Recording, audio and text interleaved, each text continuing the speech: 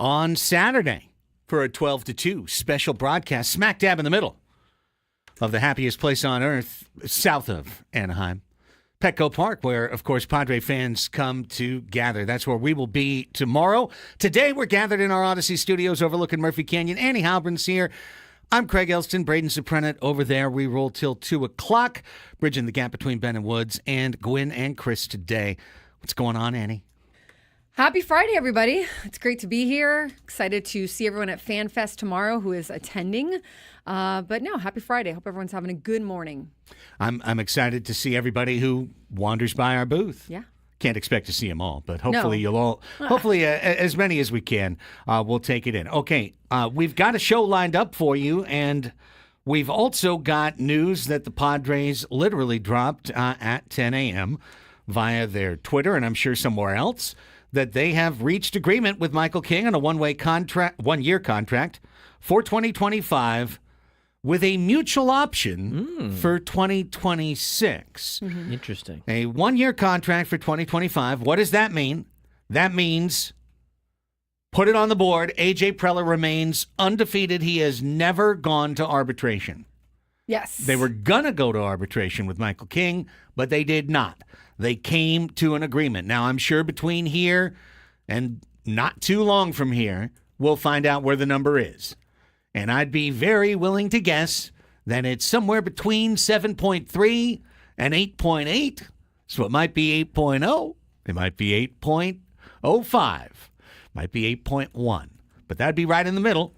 And we'll see where where the number winds up landing. But at least for 1 year, the year that we counted on, no arbitration hearing, no angry feelings, no trying to make a case for or against a player. The Padres and Michael King are in lockstep in agreement. Yeah, I think it's great news. I mean, this is great news for the rotation. This is great news for the Padres. They can, for Michael King, you feel like he was always going to be with the Padres this year, but you just get this past you. You don't have to worry about it. You get to go into spring training. Pitchers and catchers are reporting in 2 weeks. You get to go in feeling good about where things are. Hopefully, I would imagine so, since the two sides agreed to a number.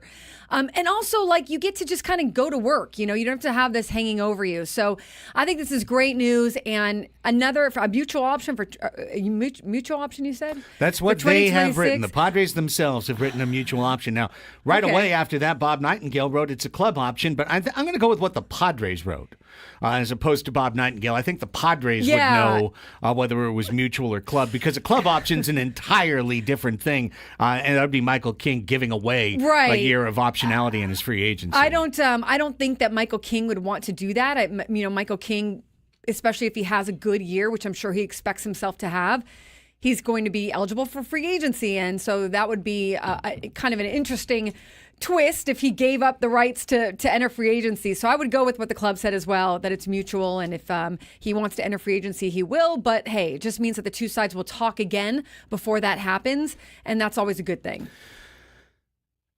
Yes, thank you. Because this is the direction I was going to go next. The biggest thing about this to me is that making this agreement means that, who is Michael King's agent? It's not Boris. Is it Lozano? Yeah, I don't know. I'm not sure. Okay, we'll figure it out. But A.J. Preller and Michael King's agent were able to, whether it was on a call or an in-person meeting or whatever, they were able to come to an agreement on something. They were able to come to an agreement on Michael King's worth for 2025, precluding an arbitration hearing. So that, by definition, means they have the ability to talk to one another and find accord, find common ground. So I think this in no way precludes the idea of a potential Michael King contract extension. Mutual options, though, I need to say, having said that, are never exercised. They are never exercised. Club options are, player options are, mutual options, never. Never. Because you can never come to that same agreement at the end of the year that, the number landed exactly where we both think it's supposed to be. Yeah, exactly. And I mean, they'd probably talk regardless, even if they didn't have the mutual option. There'd probably be hey, are you interested? Are you interested? Okay, let's see if we can come find a resolution or find a number or see if we're even in the ballpark of what the interest is. But hey, I mean, it's kind of tying you to the hope of a future year, right. And whether or not that happens, hey, we'll see, and Michael King, obviously, we'll see what kind of season he has, but it benefits Michael King and the Padres to have a really good season and to be in a really good spot for this team to contend for a championship and a playoff run, and just to know that he's part of the rotation, I think is a great thing. I guess doesn't mean he can't be traded still. I was literally going to say, also by signing him to a deal, he's then someone you can trade. He is someone you can trade, and you can, now you have the number and you can shop that number. But I'm going to go ahead and say that maybe this means that, I guess it doesn't mean anything. I can't say that. I guess he could still be traded, honestly. It means one thing to me more than anything. AJ Preller did not go to arbitration. Yeah. That's what it means to me most of all. Is he has kept his perfect streak intact for the entirety of his career at negotiating these deals. He hasn't gone to arb once. And I think it's truly one of the highlights of his tenure as a GM. And going to arb with King was going to be a real bummer. And to me, going to that hearing was going to not preclude the idea that you could come to an extension, but it was going to make it a lot harder. Yes. So this makes it now not harder. Does it make it easier? I don't know, but it makes it not harder. So that's good. King being here, good. King in a great frame of mind. No argument in the preseason. Great. Good news. Yeah. Friday morning, good news. Just in time for the show. Normally, that you guys like to drop this at 2:01 instead of 10. Sushi Sam says FanFest is saved. It's saved. We did it. I haven't seen Michael King on any FanFest releases. Maybe he'll be there signing autographs, but maybe he'll be on a panel for all I know. But yeah, you can. Yes. Parachute. That's right. Just have him maybe parachute he'll parachute in now. Yes. That'd be amazing. And look who's that. Is that Michael King's music? Look who's coming right over the batter's eyes, sailing in. Listen, if Michael King has like the leapfrogs. The arbitration. The number has been reached. Dylan Cease is at FanFest tomorrow talking to the media also with Scraby and Tony tomorrow. Yep. So, I mean, you're looking at a rotation, guys. I don't know if they'll all still be here come the first game of the season, but right now they're all intact. They're all making appearances. That is happening. We'll be there tomorrow. As the show goes along here today, on our Friday Annie and Elsten get together, we're going to actually open the phone lines earlier for a second Padres Ask Us Anything coming up at 11:35, specific to level setting. It's something that we keep hearing all the time. Oh, FanFest is going to be this. FanFest is going to be that. Now today it's FanFest is going to be lit. Yesterday it was FanFest is going to be, everyone's going to be mad. It's going to be fire the wrong way. All this stuff. And our response is, well, hang on. There's a lot of fans that just want to come out. They haven't been to the ballpark since September. They didn't afford playoff tickets. They haven't been to the ballpark since September. They just want to be at the ballpark. They want to see their buddies. Yeah. They want to see the stars of the team. They want to experience the fun of walking the concourse and buying some new merch and hearing folks up on stage. And they're not as plugged in to the day-to-day of Major League Baseball's free agency and offseason as the regular listeners to Annie and Elsten or to 97.3 The Fan are. Never mind the folks who self-select to jump into the chat and talk all the time, et cetera, right? Like, there's a difference between levels of audience. But for our audience, coming up later in the second hour, we'll ask you, just where's your head at? Where's your head at? Where's your head at going into FanFest? Are you excited? Are you diminished? Are you neutral? Nothing changed? Stronger than ever? Pick out your lane and run it with us. That'll be coming up in the second hour. Kevin Acey's got some details. Okay. What do we got? Padres Michael King agreeing to terms on a 1-year contract. Deal includes a $3 million signing bonus and a $1 million salary plus a $15 million mutual option for 2026 with a substantial buyout. King is 29 and was a key piece in the Juan Soto trade. It's a substantial buyout. Wait a second. A $1 million salary. Deal includes a $3 million signing bonus and a $1 million salary plus a $15 million mutual option for 2026 with a substantial buyout. Okay. So the buyout winds up being probably let's do the easy math here. If we're aiming to get to a final number that's in between 7.3 and 8.8, so it's around $8 million. You've got 3 in the signing bonus. You've got 1 in the salary. That's 4. You're halfway there. You've got a $15 million mutual option, which is not going to be triggered unless something very specific happens. Substantial buyout, minimum of $4 million then, right? $4 or $5 million.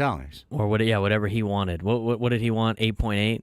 I mean, you could probably put the buyout difference in whatever he wanted this year, and it's like you're going to get that anyway at the end of the year if we don't sign you, and if we do sign you, you're going to get even more money. Yeah. So 4.5. What counts? So the finagling, what counts against the AAV is $1 million. That's Right. what. And then the buyout at the end of the year is he'll get the money at the end of the year that he wanted anyway. The Padres just don't have to pay that in luxury tax. Wait, this is pretty big. Yeah, because Kevin writes, Padres, Michael King agree on contract. It's a somewhat complicated contract that appears to help the Padres with cash flow. Yeah. That's huge for cash flow. Because right there. you were expecting, and like we'll go to the roster resource, they'll probably update this as soon as they get this news in.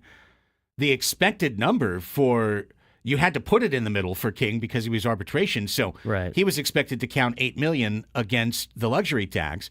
He's going to count $1 million against the luxury tax. That's $7 million savings off it. That should take them out of the red and into the green by about $3 million as the result of doing this deal. So there'll be $3 million. They'll have $3 million of room under the CBT. Under the CBT. That's right. So that's good news for the Padres. Then they can go out and either make a trade or find a deal or find something that gets you or keep that money available for if you need to do something at the deadline.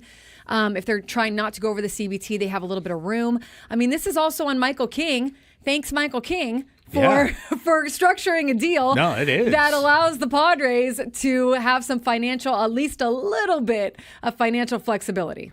Well, depending on what the substantial money is that's for true. the buyout, Yeah, I mean, yeah. he's getting what he wants. For sure. It's not like And he's I think the making a buyout gigantic- does go against the value. So we need to, that's still a piece to find out. And I think that piece will come The buyout before counts too for long. next year. For next year. Right. So you'd be paying him $8 million or whatever the number is on the buyout, but that counts towards next year's luxury tax.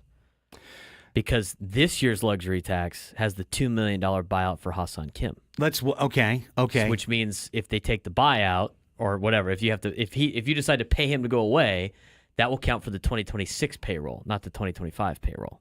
So essentially you're pushing his number that he wanted to next year instead of dealing with it this year. And even if the entire bonus counted against the cap, it would still be $4 million, which is the number that they were over the cap. I mean, here, But what's give or his take salary for small this numbers. year? $1 million. $1 million.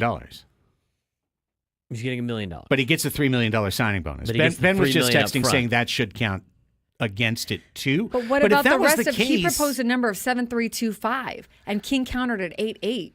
If he doesn't stay with, like, shouldn't he be paid at least $7 million for this year? No, he's going to get in the buyout is what we're saying. The buyout is where he's going to get it back. Okay. He gets $4 this year. He gets a $3 million signing bonus. $3 million up front. He gets a $1 million salary. That's $4. Mm-hmm. Then there's going to be a buyout at the end when they don't agree on the mutual Right.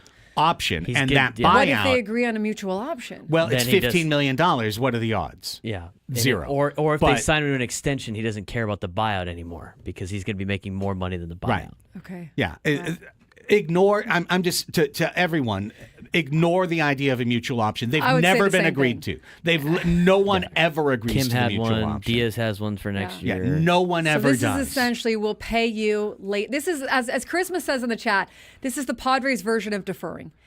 I will gladly pay you Tuesday for a hamburger today. Yeah, they're is what taking it the is. money that Yeah. he wants this year. They're going to give it to him next. They're going to give him at the end of the year, right? Because he's going to get it at the end of the year. It's going to count towards next year's luxury tax. So they're taking some of the money that they have to pay in this year's luxury tax and putting it to next year's luxury tax. Yep. Is essentially what they're doing. Yep.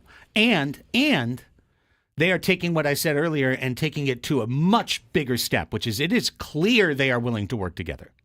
Right. Yeah. Michael King is like, if you guys have heard his interviews and talked to him, he is a very, I want to say rational is probably not the nice word, but like he is like, he's very like down to earth, wants to be here, started his foundation here. Maybe there's a chance that they can make something work for the future. Who knows? But either way, I think he really did want to be in San Diego. Well, he was going to always be in San Diego this year. But, I think it's, I guess, not surprising that they could figure out a way to make this happen. But I also don't know if this wasn't Michael King, if every other player would do this. Like, you don't hear about these kinds of deals all the time, right? No. He's not really sacrificing that much, though. But He sometimes, I mean, he's still getting what he wants. He just He'd still go to free agency. He'd still go. Yeah, he's still going to free agency. He's still going to get the money he's going to get this year. All it is basically an accounting move. He gets it at the end of the year. Yeah, instead. And Yeah. the Padres get to pick when they want to. They basically are choosing which year that they want to be hit with the luxury tax figure. And right on cue, we get all the predictable responses. Somebody happy says, this is a sign that Michael King's here to stay. And then another guy says, this is a sign that Michael King's gone immediately. You can't tell anything from this move. So if No. you think that, I'm sorry. It's Stop just thinking your own that. filter. It's your own filter. You You're have putting your no own idea filter what they're on it. doing with this move. It's a team-friendly, player-friendly move. Nothing changes. He can still get traded. He cannot get traded. It doesn't show you anything. But we can agree that King and AJ agreed. This is a unique contract. This is one of the player is not going to just go like, oh, yeah, okay, and sign. They had to talk about this, So it is a sign that these are two people who have the ability to come to an accord. And as we're doing an extra long opening segment here, I would just also say it still doesn't preclude a contract extension. But when you do it like this, it makes it feel less likely to me that we're going down the road of trying to go from this negotiation to then a contract extension in the next month. Once you get to opening day, you can forget about a Michael King contract extension. It's either re-signing him prior to free agency or he goes to market. So Kevin updated the story. There are also significant contract incentives that could push King's salary this season to $8 million.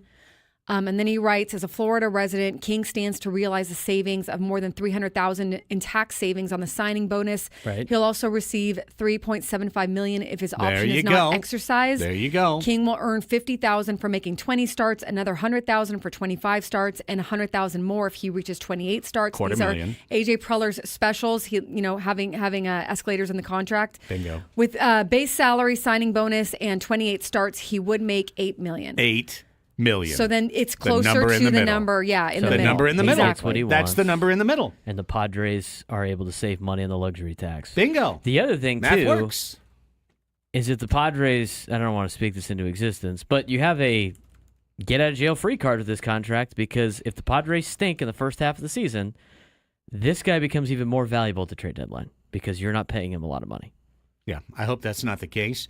I still but hope you- they sign him to a deal. I mean, for, $1 million, I mean, think about like the amount of money the Padres have already spent on the guy. By the time another team would get him, his value at the trade deadline is through the roof for a pitcher. I mean, you might be able to get tons back if you are out of it at that point in time. All right, so we'll let a capologist figure out whether the Padres are right at the number now or just under the number. It should appear that at the very least they should be right at or just under the number in terms of their CBT. Before they were $1 million over and then they signed Diaz.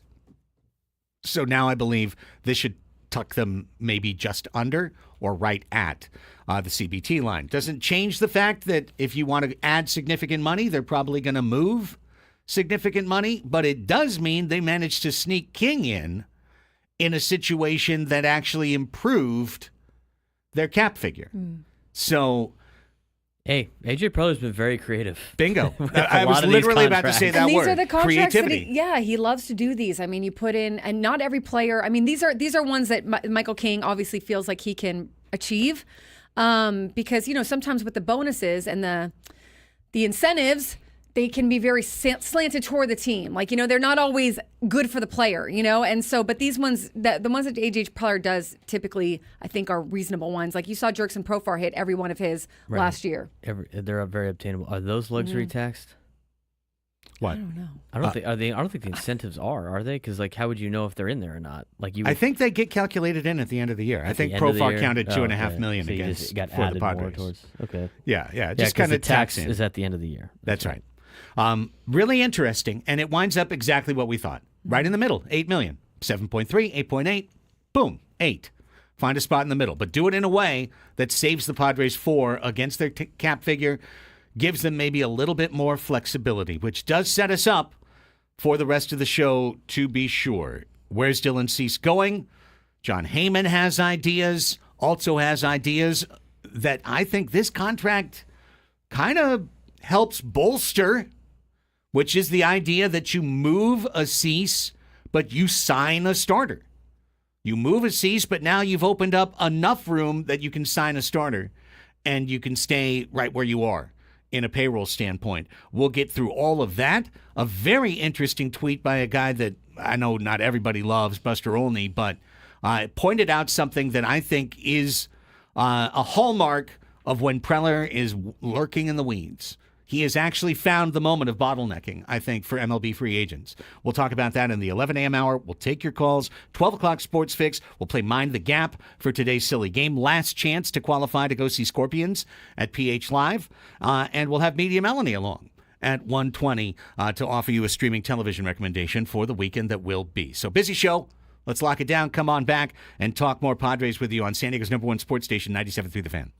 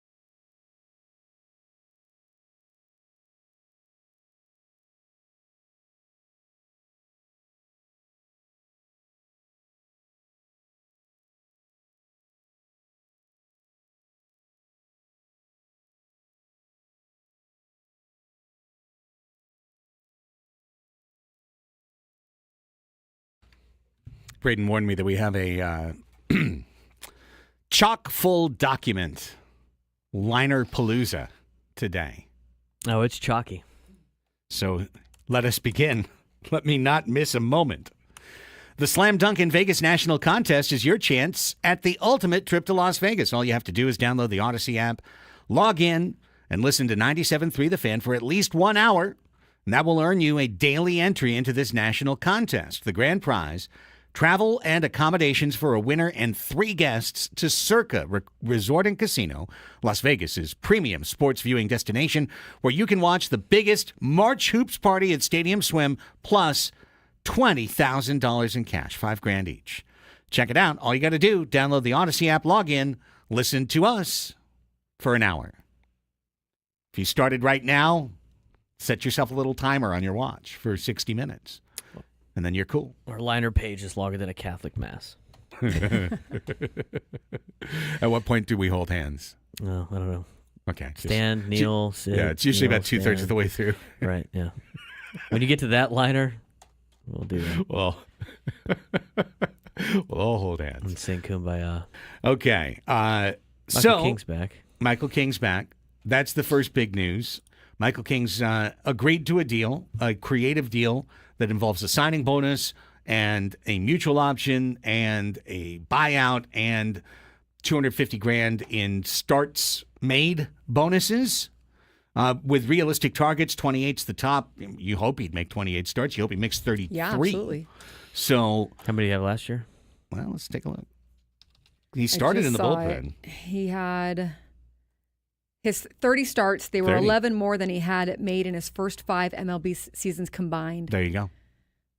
Yeah. And he got stronger as the year went on. I mean, he did not lose steam. He learned a lot about starting and what he needed to do in those first few months. And then he really was pretty dominant throughout the year. I mean, kept it pretty steady. By the end of the year, he was a top 8 starter Yeah. in Major League Baseball. So you've got him locked in. They've avoided arbitration. They've managed to creatively lower their competitive balance tax figure to a point where I think eventually they'll, those who sort these things out will sort it out and tell us whether they're just under or just over. But they're probably, I would guess, just under. You'd like to think that. And now it's on to the business at hand, because that was just locking in a piece you already knew you were going to have. Yes, and finding the right salary to make. And like we were talking about in the break, this makes both sides happy. Michael King gets closer to the salary he wanted, and the Padres also get to put together a creative deal that helps them financially. Indeed. So excellent. And now we've got to go see what A.J. Preller is about to pull in terms of trying to move the pieces on his chessboard, move around the money, use an asset to get other assets, and keep this team right on the course they are currently on. Vegas over-unders and computer over-unders, as we've heard, are putting the Padres somewhere in the upper 80s in win projections right now. And those win projections involve Dylan Cease being on the team. So you understand any time that you move a guy just like last year, when we were looking at the Padres as maybe a 81, 82 win team, and then they added Michael Cease. We moved that number up. All of us did. We were like, okay, they can win 85 or more games now, and then they wound up winning 93. They made other trades. They made other moves. They got a Rise. They got Scott. They got Adam. They got Perez. They made all these moves that all worked out for the Padres.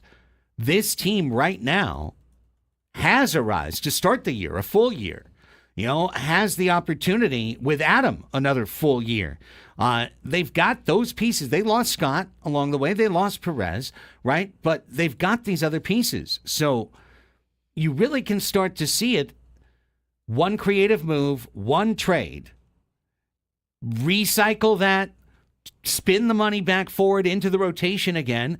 And I think you can start to squint and see maybe what AJ's vision is to take this team to opening day with a roster that can compete. Yeah, and this is what he does best. This is where he gets creative. This is, I think, a good sign, like we were saying in the first segment, of the two sides being able to find something that works for both sides, right?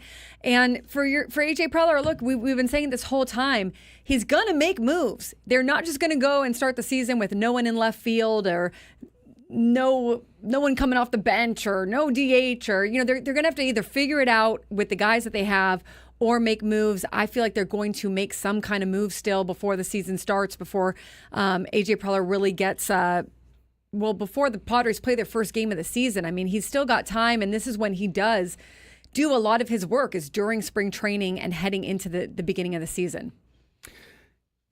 Big step forward. Signing Michael King to avoid arbitration, mutual option, buyouts, signs of negotiation, signs of agreement, signs that they can find common ground on the price point of a pitcher going forward, and hopefully signs that you could find a further accord down the line. Yeah. And I think, there's been some posts on Instagram. Tatis posted yesterday of him and Cronenworth in a rise together. There were some other posts that have been going on with Joe Musgrove and the Camp 44 that he's been doing and the team all together.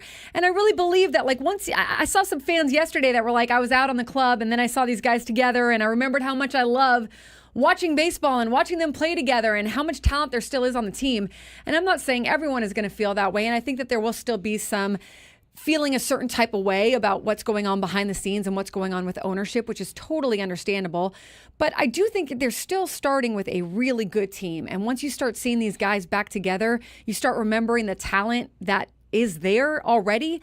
And now it's just a matter of AJ trying to figure out the best ways he can capitalize on the limited budget he has to fill in on the margins. And that's what he's going to be doing over the next few weeks and into the beginning of the season to try to, whatever this team is at, if the projections are saying they're at an 85 win, try to get them to 87 or 89 or whatever he can do to try to get them to that number that hopefully maximizes their potential. And as was brought up, I forget if it was Jesse or AJ Cassavell, one of the two, in their great what do you call them? Not blog posts, Substacks, whatever. Newsletters. Yeah. Thank you. Thank you. That when you look at last year's team, like a dozen guys that were at the start of the year weren't there at the end of the year. Yeah. And it's been that way all the time. I brought up 2023 again. Rougned Odor started in right field in the opening weekend for the Padres. Right field, Rougned Odor. Ridiculous, right? Kind of thing you'd think would be a mistake you made in your video game. It's so funny. I forget that he started. I thought that he came in mid-season. No, he was starting. No, mid-season is when he actually got a few hits. Yeah. That's why you remember it. I love Rougned. Some people do, for sure. But point being, he often changes the team, and he's often been late to the party because AJ likes to play the squeeze game when he doesn't have money to throw. When he's had money to throw and an ownership that directed him to throw it, he throws it. He's thrown it. Yeah. And then we all regret sometimes the direction and the amount that he threw. Yeah, and that's the thing is Preller's got a budget. He's got to work within the budget. This was a creative way for them to not really take a hit on the budget, and to kind of either keep things where he's got a little bit of room, or if they are going to trade someone, give himself even a little bit more rope where he can kind of make some moves or maybe go after a player that, wasn't possible 2 weeks ago. Who knows? Again, I think if they keep Cease, you've got a really good rotation. You've got Darvish, Michael King, Dylan Cease. You still got to figure out the back end of the rotation, but you've got some options there that could be decent or solid or even really good 4s and 5s and a little bit of depth there you still need. But if they do trade Dylan Cease, which I hope they don't, but if they do, you've got a little room to work with before you're getting over that CBT, if we're understanding it correctly. Let's take a break, and when we come back, we're going to play a game called Is It Real or Is It Heyman? We'll figure that one out because John, who he and Scott Boras have a good, tight relationship. Yes. The Mets, who they and John have a real tight relationship. All of a sudden, a Dylan Cease to the Mets story came out, made the rounds, did a little spinny. So we'll spin through it and decide, is it real or is it Heyman? And we'll figure that out next. Andy and Elsten, hour number 1, rolling on San Diego's number 1 sports station, 97.3 The Fan.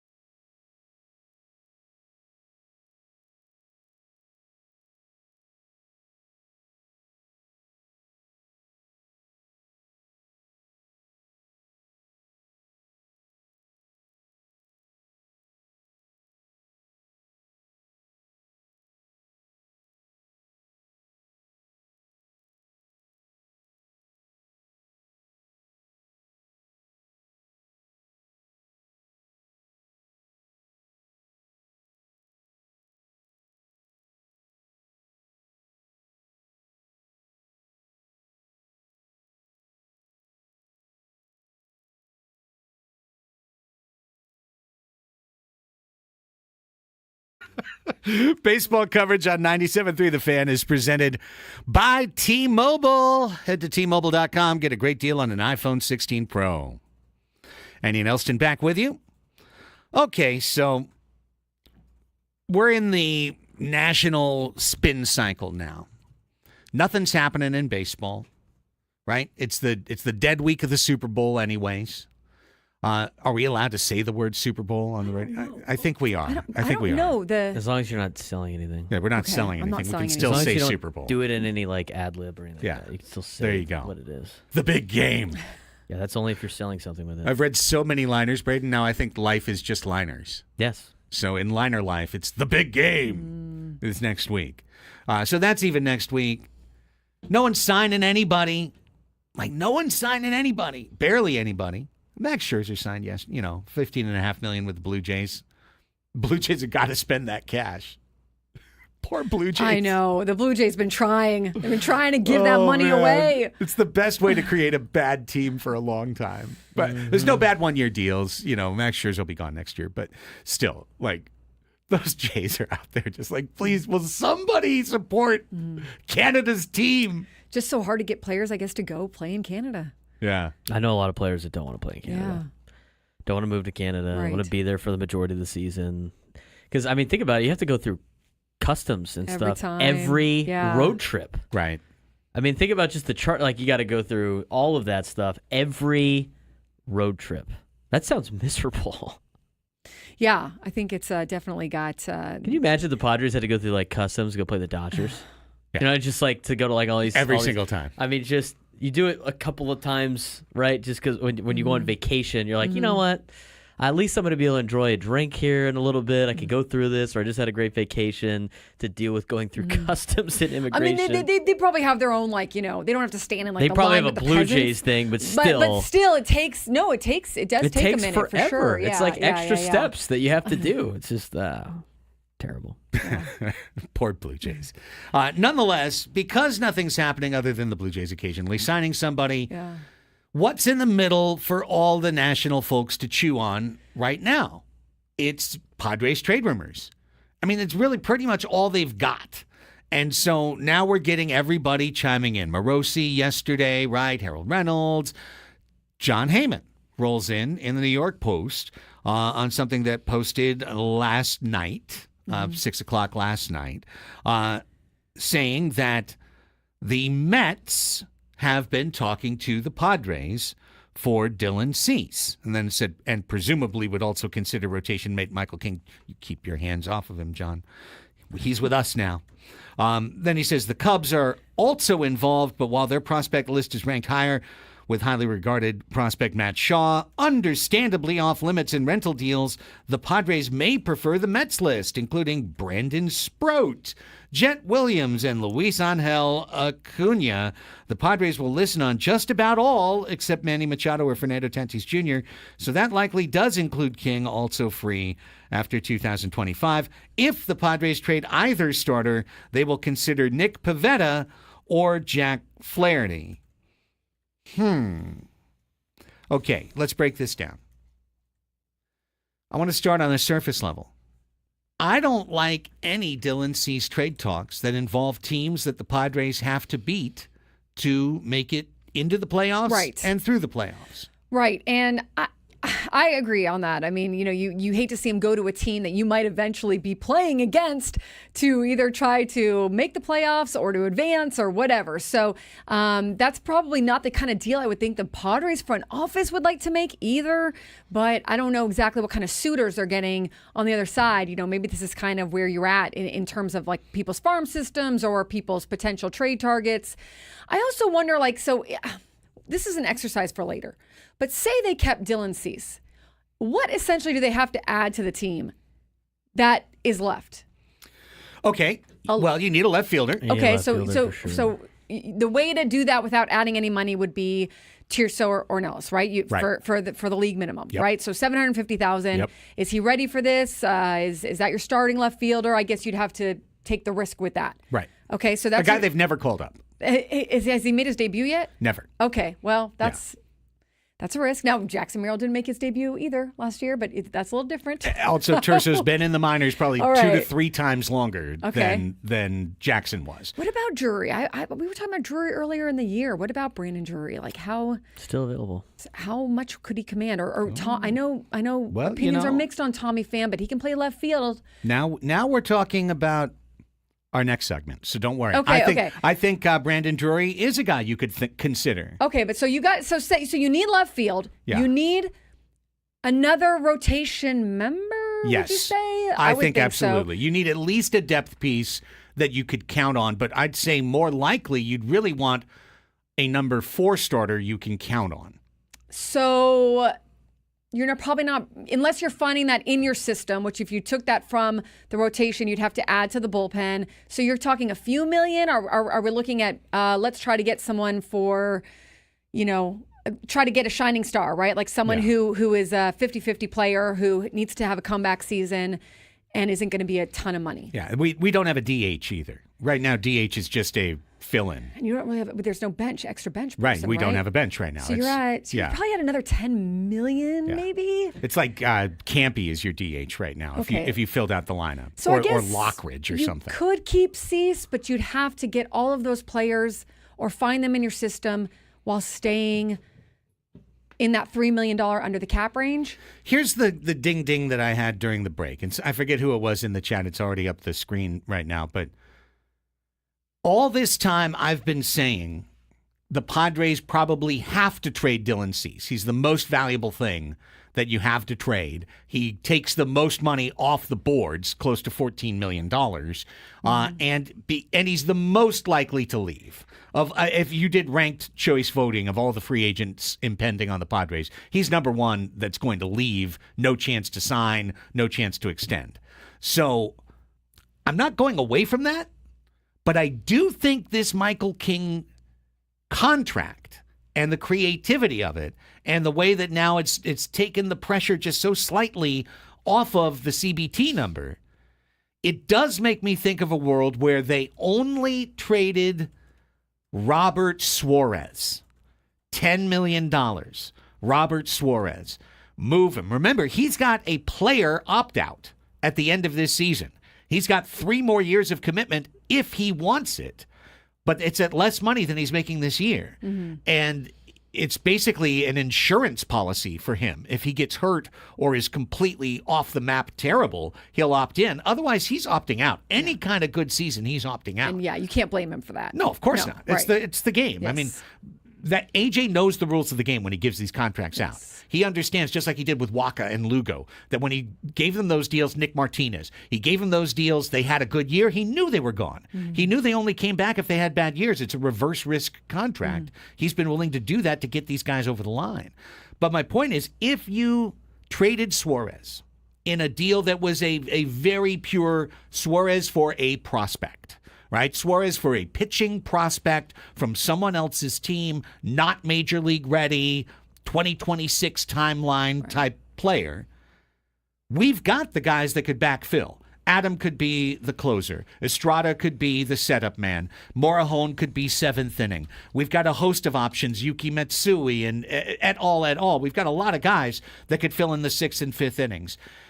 And then you'd have $10 million, probably enough as we go through this free agent squeezed bottlenecked veteran list in our next segment, probably enough to pluck 2 to 3 players off that list, get a left fielder, get a DH, get a 6th starter, and not move Cease nor King and roll Cease, King, Darvish into the season and increase your win percentage. Yeah, I think it's possible. I mean, I think that when you look at Robert Suarez and, like you said, the fact that he can opt out at the end of this year, and if he has a good season, he probably will, right? Unless he and the Padres can find agree to terms, for the future. But I guess the only way he's staying really is if he doesn't have that kind of a season. And is it a mutual option? For Robert? Yeah. No, it's an opt out. Okay, it's an opt out. Okay, dive. So I mean, I think that's a real possibility. So that's $10 million. Yeah. And you would have to trust your other bullpen arms to close, but you do have some really good bullpen arms in there. Of all the places that we'd be subtracting, that's the one place where not only could you say, all right, I understand how we move on. It's obvious how we move on. We just slide these guys up. They're great. But also, have we all forgotten August and September of 2024? When the fastballs command dropped a lot for Bobby fastballs, when the number dropped for a little while from 101 to 98, and then Meadows is hitting grand slams, and other guys are hitting homers off him, and he really wobbled, and we had a lot of segments about should Suarez be the playoff closer or should it be Tanner Scott? Yeah, I agree with that. I just think it's so hard with closers and relievers. I mean, to have them be exceptional all year long is like, that's asking a lot. You know, like there's going to be streaks where they're just not going to have it. And he did have that streak. Then he got back on track. Then he kind of wobbled for a while. But then he got back on track. I mean, he wasn't the reason that the Padres lost in the playoffs or anything like that, you know? So yes, like I think you even look at the year Josh Hader had last year, right? I mean, he was up and down as well. You want a closer that can, you know, give you obviously a chance to win more times than not. But Robert Suarez was pretty darn good for most of the season. And we're kind of at the end of the hour, but I would just note, I think Jack Flaherty is a completely ridiculous proposition. I just don't think it would happen, I don't think period. the money, I mean, you look No. at, so say they move Robert Suarez, like you mentioned. Yeah. You've got $10 million to play with there if you get someone to take on his contract. Maybe you get some players in return, but then you've got to assume that salary. But it seems like they can get what they need, not maybe top of the market players, but decent, solid players for maybe around $10 million. That's kind of what it seems like. Well, Nick Pivetta is a pitcher that I think profiles in a Michael Wacha fashion. Now, the price has gone up. You know, you're not going to get anyone for $6 million at Nick Pivetta's level, but you might be able to get him at a better bargain than you thought, because something's happening right now around Major League Baseball. Nothing. And the nothing that's happening all around Major League Baseball has left a very large subclass of viable Major League players on the outside looking in. How can this help the Padres? We'll explore that in our baseball hour next. Andy and Elsten on The Fan.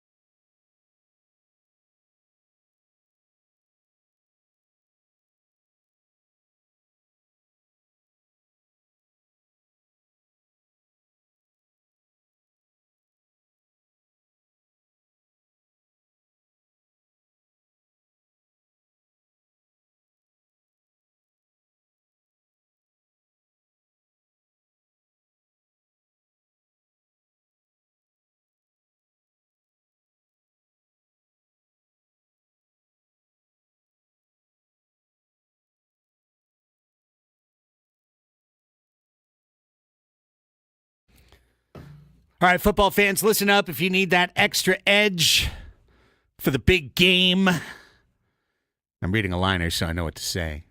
Then you need to cash the ticket. Numbers, angles, more. The podcast for football junkies. New episodes Thursdays and Fridays. Mike Valenti and Jim Costa almost at the end of their watch, breaking down the biggest matchups and finding the best value on the board every single week. Cash the Ticket is the podcast to help you bet smarter. Follow Cash the Ticket on the free Odyssey app or wherever you get your podcasts. It's Andy and Elsten coming to you live on 97.3 FM radio and on the Odyssey app, streaming worldwide. If you're there, hello. Make sure you stay there for an hour. You'll get your daily entry into the Slam Dunk in Vegas contest that Odyssey is putting on nationally. But welcome to you all. Welcome to everybody listening on the podcast as well, and to everybody on our YouTube stream on youtube.com at the 97.3 The Fan page. Appreciate all of you all being there. If you're there, please hit that thumbs up button. If you have not yet, go ahead and give us that smash. Thank you for being there. Appreciate you. Subscribe to the station. Click the little bell for notifications. Do all the things. Do the stuff. And thank you for being there. Bing bong. Okay. Buster Olney isn't everybody's favorite at times. He always laughs that, he specifically hates your team. You know what I mean? Like, everyone thinks he hates their team. Yes. Everyone thinks that he is against your team specifically, which is also the mark of a good reporter, by the way. If he hated us so much, he wouldn't go on with Gwen and Chris all the time. That's right. Yeah, and he's a former San Diego guy. I've seen him retweet several of my tweets that have been really positive about the Padres. So I don't know. I'd say he's no Ken Rosenthal. He's not the Sinister Sling. He's not the Sinister Sling. We're still waiting water for the, carrier. The one-on-one basketball game between Craig and Ken. I mean, that was journalistic malpractice, what he did during the playoffs. It was completely invented nonsense. Do you want me to ask if the JCP's open? Annie's tweet helped break that wide open, and show Ken Rosenthal to be just a water carrier for a Dodgers narrative that was invented behind the scenes to try and distract the Padres. Windsock. Yeah, he is. But anyways, back to Buster. He wrote something this morning that I was like... No good deed goes unpunished. No, Ken I'll Rosenthal, say that, all right? I'm not going to stop, man. Ken Rosenthal, what you did was not right, man. And then where did he spend the entire rest of the playoffs? In the L.A. dugout. Interesting. Makes you think. Strange. Makes you wonder. Weird. Questions. Just asking questions. Nobody's giving any answers. No answers forthcoming. Buster wrote this morning, and it really clicked in for me. Quoting, there are about 7 dozen veteran free agents still unsigned, and fewer than a dozen 40-man roster spots unfilled among all 30 teams. Yeah. Which means a stark choice for many of the unsigned players, a minor league deal and non-roster invite to spring training or retirement. And that sounds a little bit like hyperbolic, but it's not that untrue. Because consider that really rock-solid major league veterans like Donovan Solano and David Peralta found themselves without any deal last year. By the end and middle of spring training, had to sign minor league deals, start their season in the minor leagues, and hope that they would get picked up by some ball club somewhere. That's going to happen. Do the quick math there. If you say 7 dozen unsigned, he said about, but still 7 dozen unsigned, that's 84. 11. Fewer than a dozen spots for 84 people, 11 spots. Wait. Pause. Time out. 11 spots in all of baseball? Yes. For on 40-man rosters. Oh, wow. Yeah. Now, you can always, just like the Dodgers did, sign a player, DFA a player, right? Especially fringe guys or guys that are... And it's fringier for teams other than L.A. who just DFA'd a $4.5 million reliever, Ryan Brazier, who had a sub-2 ERA last year. Really good for them. Yes. Yeah. Like, what a mess that is. I read that he had told another reporter that he knew he was going to be, or they were looking to shop him. But still, like... What kind of position are you in when you are letting go of a guy, and how much does that kind of suck for him? Yeah. When you did well. He was injured for a few months of the year, I think 4 months, with the calf strain, which does hurt you. But still, man, that's hard. That's rough if you're Brazier. Just keep this in mind before we move on. L.A., but please also keep this in mind in context of the conversation we're about to have about 70-plus major league veterans, qualified players, good, solid players that are going to sign for absolutely nothing. Mm-hmm. The Dodgers chose to pay over $26 million this year, more than Xander Bogaerts will make this year, to get Kirby Yates to throw 40 innings for their bullpen, because they're giving him $13 million, and then they have to pay $13 million plus another $1.3 million, so 14. Yeah, so they're going to pay $27.3 million with the 110% tax overage for as far as they are over. All told, they'll pay over $27 million. That's just a few $1 million less than Garrett Cole gets to throw 200 innings for the Yankees. They're going to spend that for maybe 50 innings of relief, maybe 60 innings of relief. That's how insane it is. They can go do that. We're going to go play over here with the bargain bin, okay? But the bargain bin is where we are. And guess what we've got now? Bargains. Bargains galore. Players who are about to be desperate. Players whose wives are going, when are you going to sign? Where are you going, agent? Hey, what's going on? Oh, yeah. Where are you going to sign?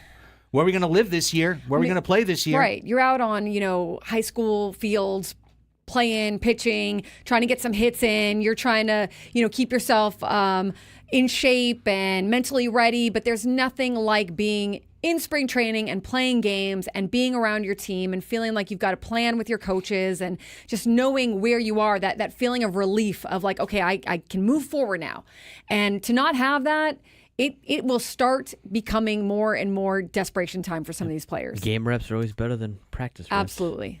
All right, now, here's where we get to Prella time. Guess which team does have room on their 40-man roster? There's 11 spots in all of baseball. Do like 4 belong to the Padres? 4 belong to the Padres. Wow. We have over a third of Major League Baseball's available spots for veteran players. Hey, time to sign. Time to bring some guys in. It's like Time to bring Christmas. some guys in.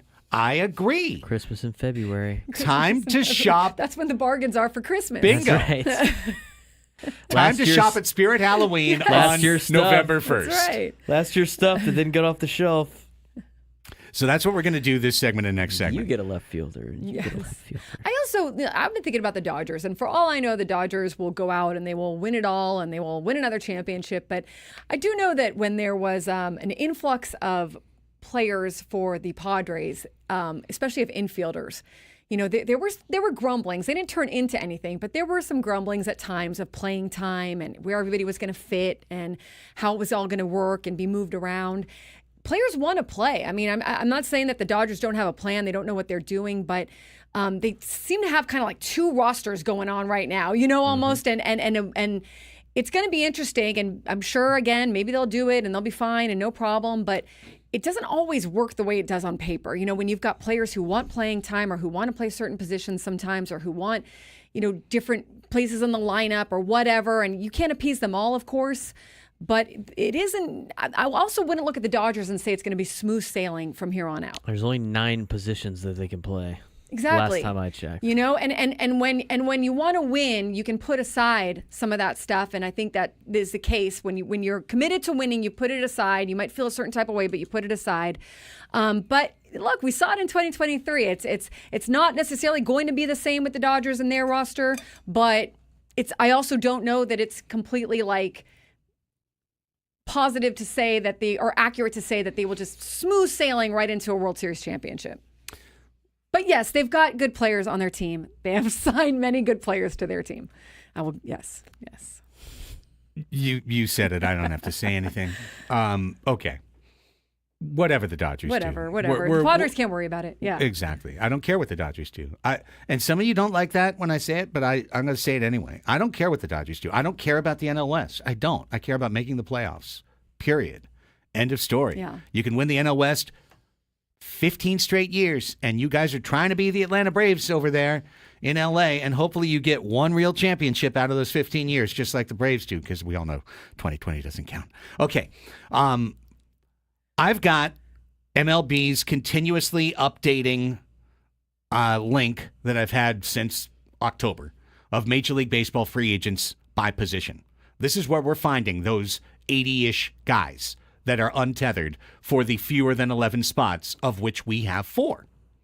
All right? We've by the way, catcher's almost been plucked dry. I would think they're going with who they've got at catcher. Yeah, I mean, with Elias Diaz signing, literally of the veteran free agents available, there are now 3.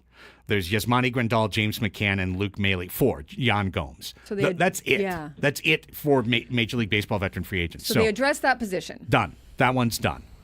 Now, the Padres could use a DH / first base type.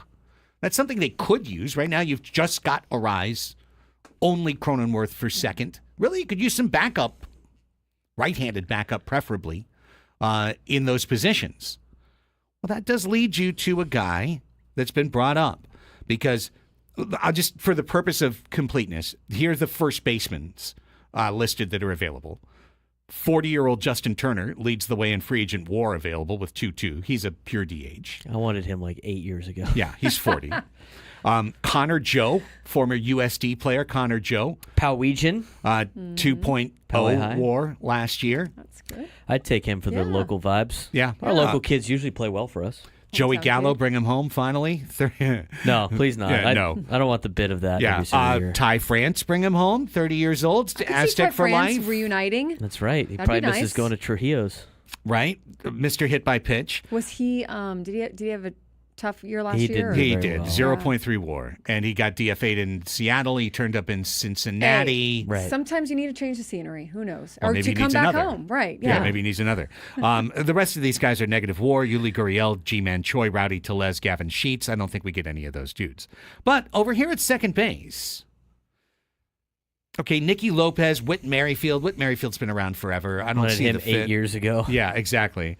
Brendan Rodgers, interesting-ish, 28 years old. But Brandon Drury, 32 years old, 0.6 WAR last year with Anaheim. But I think he might be an interesting thought as a guy who could fit in first base versus left-handers, second base versus left-handers, DH. He plays everywhere. And- he can play outfield. He can play infield, DH. He can come off the bench when you need him to. Whatever. His you first know? at bat back, he might hit a grand slam. Exactly. Never Very know. well could hit a Just like grand he slam. did with the Padres. That's right. Yes, and when during that Soto trade, and that was then, right? Yes, yeah. that was the same year. That was 2022. Those I remember fun I did, times. I did the post-game interview with him, Josh and Bell.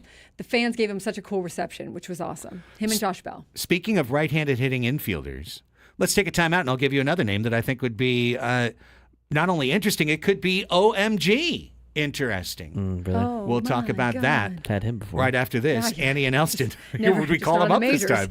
Yeah, San Diego's #1 sports station, 97.3 The Fan.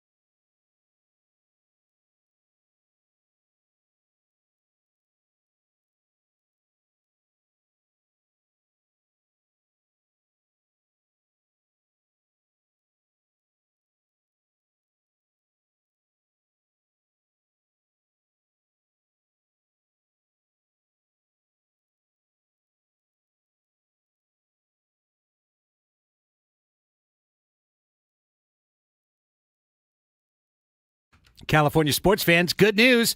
Underdog is available to play right here in the Golden State.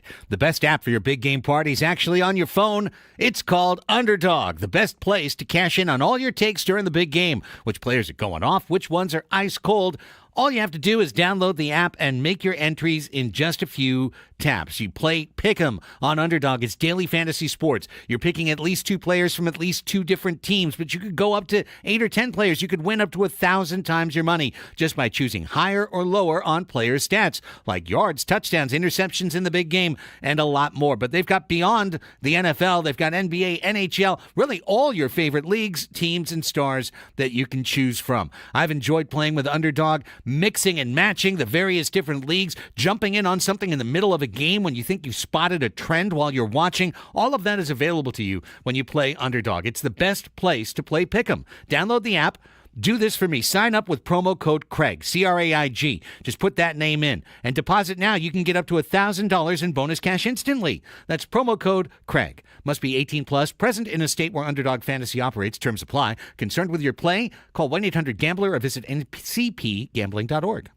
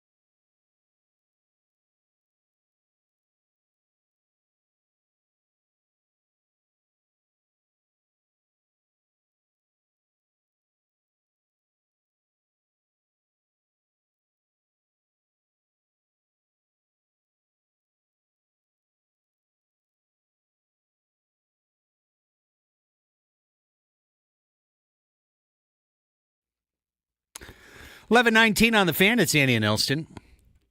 Watching Pebble Beach. And I mean, you can just watch 2.5 minutes of a major. And these elevated tournaments are akin to majors, right? They're not exactly, but they're close. And you see insane shot making. Everyone. Everyone. Just watched Hovland put it within 6 inches from 130 yards out. Just watched Jordan Spieth not having a great day. Bounce it up there, 10 feet past the pin, zoop, like a zipper. rolls it back 4 inches away from the cup. These guys are good. That's why they're there. These guys are good. They're man. insane. Yeah. They are so good. So good. And you're going to see this field, the field that you're seeing at Pebble Beach. You're basically seeing all these people back at Torrey Pines February 13th to the 16th for the Genesis 2 weeks Invitational. out. Yeah. Just a couple weeks away. I mean, Justin Thomas just missed the green, and it's like, whoa. It's the first person in like 8 shots that didn't just put it right to the pin. Yeah. It's crazy. Insanity. Crazy the talent level that is out there. It blows my mind, and I think it does take you playing a little for it really to sink in. Like you see it, but then if you actually are trying to do the same things and then you see the way that they do it. You're like, they're really good, and I can't do that out on the golf course. It's the playing, and then it's watching them in person. Yeah. Oh, Because TV does not give any of these guys any justice. Yeah. I mean, the in person is just remarkable because focus. especially if you're fortunate enough to play a course that they happen to be playing, like at Torrey Pines, right. and then you see them play at Torrey, and you're just like, I don't hit the ball like that. How did he do that? That's and they're teeing off like way further back than even like the deepest tees you could tee off from Right. on any of the local munis like Torrey Pines. And it's insane how they put some shots together. I mean, even the shots that they're upset about, I'm excited for. 100%. I'm ready to retire from golf on some of the shots that they like break their club on. Hey, the one JT just had where he was like 2 inches off and it's kind of sitting there in the light rough. I would have 100% celebrated that. Yeah. I'm putting, baby. He was not going to Like, put it's out a of the good rough. day. But I would be putting out of the rough right there, and I'd be Yeah. thrilled to do it Get using the old Texas wedge. Get my Texas wedge. Yeah, get my out. Texas wedge. You know, they're like, oh, They are. I didn't zip it with the zipper back to 18 inches away from the cup. They're MFing themselves as they walk to the green. Yeah. And I'm sitting there going like, I got rounds. I got the first round of the 19th hole. Bingo. That's right. All right, so we just were talking about a circumstance that's happening in Big League Baseball right now that the Padres, all their inaction, this is the first time you can say it might actually work for them. The Padres are the only team in baseball that aren't at 38, 39, or 40 on their 40-man roster. They're at 36. They got 4 wide open slots that they can fill with anybody. And there's over 80 veteran free agents waiting to be signed. All told in baseball, there's 11 open slots on 40-man rosters. So add it up. There's a lot of guys who have put a mental figure in their mind, I'm only going to sign for this. And they're not going to sign for that. I have to bring up this name. Brandon Belt a year ago was coming off a 3-war season. He was coming off a 3-war season. He retired. Just bring back Brandon Belt. Can we sign him? I mean, we could. He's available. He's available. That's my point. He was good enough to play as a $24 million worth player for Toronto and get nothing. His phone must only dial out. Everybody's waiting for him to call him back. He wanted to play, but he had a number in his mind, and I don't think he wanted to be on a minor league contract, and he was not getting those offers. And then he just never signed. And then he said, well, then I'm not getting off my couch. I'm going to play golf. Right. At Pebble Beach. Yes. So this is where we're at. There's some guys who, for pride, won't take a low deal. Yeah, like they're at the end of their career and they're like, okay, I could come back, but I couldn't, but I don't have to, you know. That's rare though. I feel like most players, like of those 80s, whatever free agents or players that want to sign, there's going to be just some disappointment there. It's a rough time. And there's going to be some value there. Yeah. And there's going to be a Padres team waiting with a dude in basketball shorts saying, hey, yeah, no, I've got a spot at our price. This is where players not wanting a deadline hurts them, I think, because you don't want that deadline to sign because you want, you think that hurts you for some reason. But in the end, really, it's the teams that get to play hardball. The teams get to wait and wait and wait and wait until the very last second and just try to drive your price down. They wouldn't be able to do that if everybody had to sign by the end of December. Correct. In our first segment, we targeted 2 people that we thought might be potential fits for San Diego. Connor Joe played for the Pirates, can play infield, can play first base, can play outfield, can DH, decent eye, right-handed hitter, 2 WAR last year, 32 years old. I mean, Anthony Rizzo, if you were talking about a DH rental, maybe. 35 years old. I'd rather have Brandon Belt almost. Ty France, we mentioned, and we also mentioned Brandon Drury, Yeah. who is out there as a veteran free agent. Here's another interesting name. And if you wanted a one-for-one plug-and-play comp for Donovan Solano, it would absolutely be Jose Iglesias, who is a veteran free agent. The Mets haven't signed him. I don't know why. I'm sure if it all sorts out, the Mets are waiting to give him a $1 million deal and bring him back in. But why couldn't the Padres give him $1.5 million and bring him across the country and bring him back to San Diego? And I say back to San Diego. He was in their farm system in 2023. They never called him up from again. Yeah. Here's a guy who was in El Paso and never got called up. The next year, he puts up 2.6 WAR for the Mets, pens a popular pop song that becomes an anthem for the team and a part of their home run celebration. He's a huge part of their culture and their vibe. And it's not like he wasn't. And he was good. He was doing very well in El Paso, too, when he was with the Padres. Yes. And they just are like, but cool, Thanks, see you later. So I feel like if you could, and it has to be less than Solano, obviously. But if you could, this is a great guy you could add to the 2025 Padres. Mm-hmm. Bat to ball, contact hitter, can slash it, can go the other way, can hit and run, good eye, smooth fielder. He's not got the best range anymore, but he'll catch anything hit to him. He's creative at turning the double play. I think he's a potential great What fit. about Mark Canha? Mark Canha. Mark Canha is another one of those guys. I mean, I assume that Bob Melvin's waiting to sign him. He's like Bob Melvin's boy, Mark Canha. I was going to say, when it leaves my mouth, it doesn't sound right, but it just doesn't. Just never mind. But anyways, I see that the Mets have offered him, Mark Canha, a non-guaranteed deal. So we'll see if he takes that. Here's some guys in left field. Canha.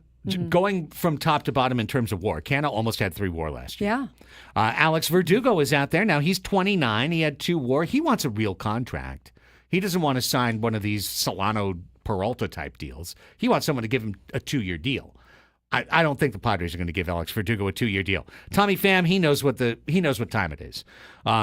You could always walk back down Pham Lane if you chose to. You know, it's going to be interesting with him, whichever team is going to take him, because he is obviously getting older, et cetera, et cetera. But, how players perceive their value, which is completely justified, by the way, is probably going to be more than the leverage that the teams have to get players. So we'll see. Travis Jankowski, 0.8 WAR. Adam Duvall, unsigned. David Peralta. Why not Jason Hayward? Why are people saying... Jason Hayward is over in right field. We'll get there in a moment. He's in right field, sorry. Yeah, I was just going position by position. Jason Hayward could play left field. Yeah, he'd have to play left field. Yeah, he could play left. Could be a Dodger spy. Oh, God. Yeah, he could be a spy. You can't not take any player that played for the Dodgers. Well, I mean, you could. He hasn't been very good in general, though. Yeah, I'm not a big Jason Hayward fan. He hasn't... He's good defensively. When he came up, he was like... I thought he was good for the Dodgers last year until wasn't he good until he was traded? Remember he had a big home run and they DFA'd him? Yeah, I thought they DFA'd him. He hit 211 last year. They still DFA'd him. We did? Yeah. Dang it. Yeah, he hit 208 for the Dodgers and 218 for the Astros. He doesn't hit. Okay. OPS plus a 112 with the Astros. Well, he walks. He could get a home run every once in a while. 1.2 WAR last year. Robbie Grossman is a switch hitter that you could put in left field, has a little bit of on-base percentage. Eddie Rosario is a guy we talked about last year. He threw up negative 0.8 WAR. We're not going to miss him if we don't get him. Personally, out of that left field grouping, I would say a Peralta reunion is not the worst idea in the world. He would fit in perfectly on the bench. He knows what his role is on this team. And I think he would be at least an okay addition coming back. Yeah. Center field, most of the available veteran center fielders have not signed. Kevin Pillar's on this list. I believe he's retiring. Harrison Bader. Michael A. Taylor. Remember we kept kicking him around last year? 2.4 WAR last year. Now he generates all that defensively. Michael A. Taylor can't hit. Like, that's the reason why these guys are out there. He can't hit. Garrett Hampson. Aaron Hicks. Diamondbacks just signed Garrett Hampson to a minor league deal. Okay, scratch him off the list. Kike, negative WAR last year. Manny Margot, 0.3. You know, an option if you wanted a platoon guy for left field, maybe. But here's a name that I keep coming back to, and this would be the next guy on my wish list. Iglesias is on my wish list. Drury is on my wish list. Yes. Peralta is on my wish list. And here's the guy I'd like to put with Peralta out in left field. Yeah, I'd like to see Peralta back. Yeah. The guy I'd like to put with Peralta out in left field is Randall Grichuk. Good old Randall. Grichuk can play either corner or center field in a pinch. He's 33. He put up a two-war season last year. He's got right-handed power. And I think he would serve as both a nice piece against lefties off the bench, but also somebody that can step in and get some hits for you. Last year, 291 average, 348 on base percentage. Well, this is good. with Arizona. Yeah. Hit 12 homers. OPS was 875 last year. I think Grichuk would be a great addition to the Padres that would lengthen that lineup. You're talking about someone who would hit seventh. I would agree. But what is the holdup with Grichuk? What's his price? Well, let's see. Last year he made nothing.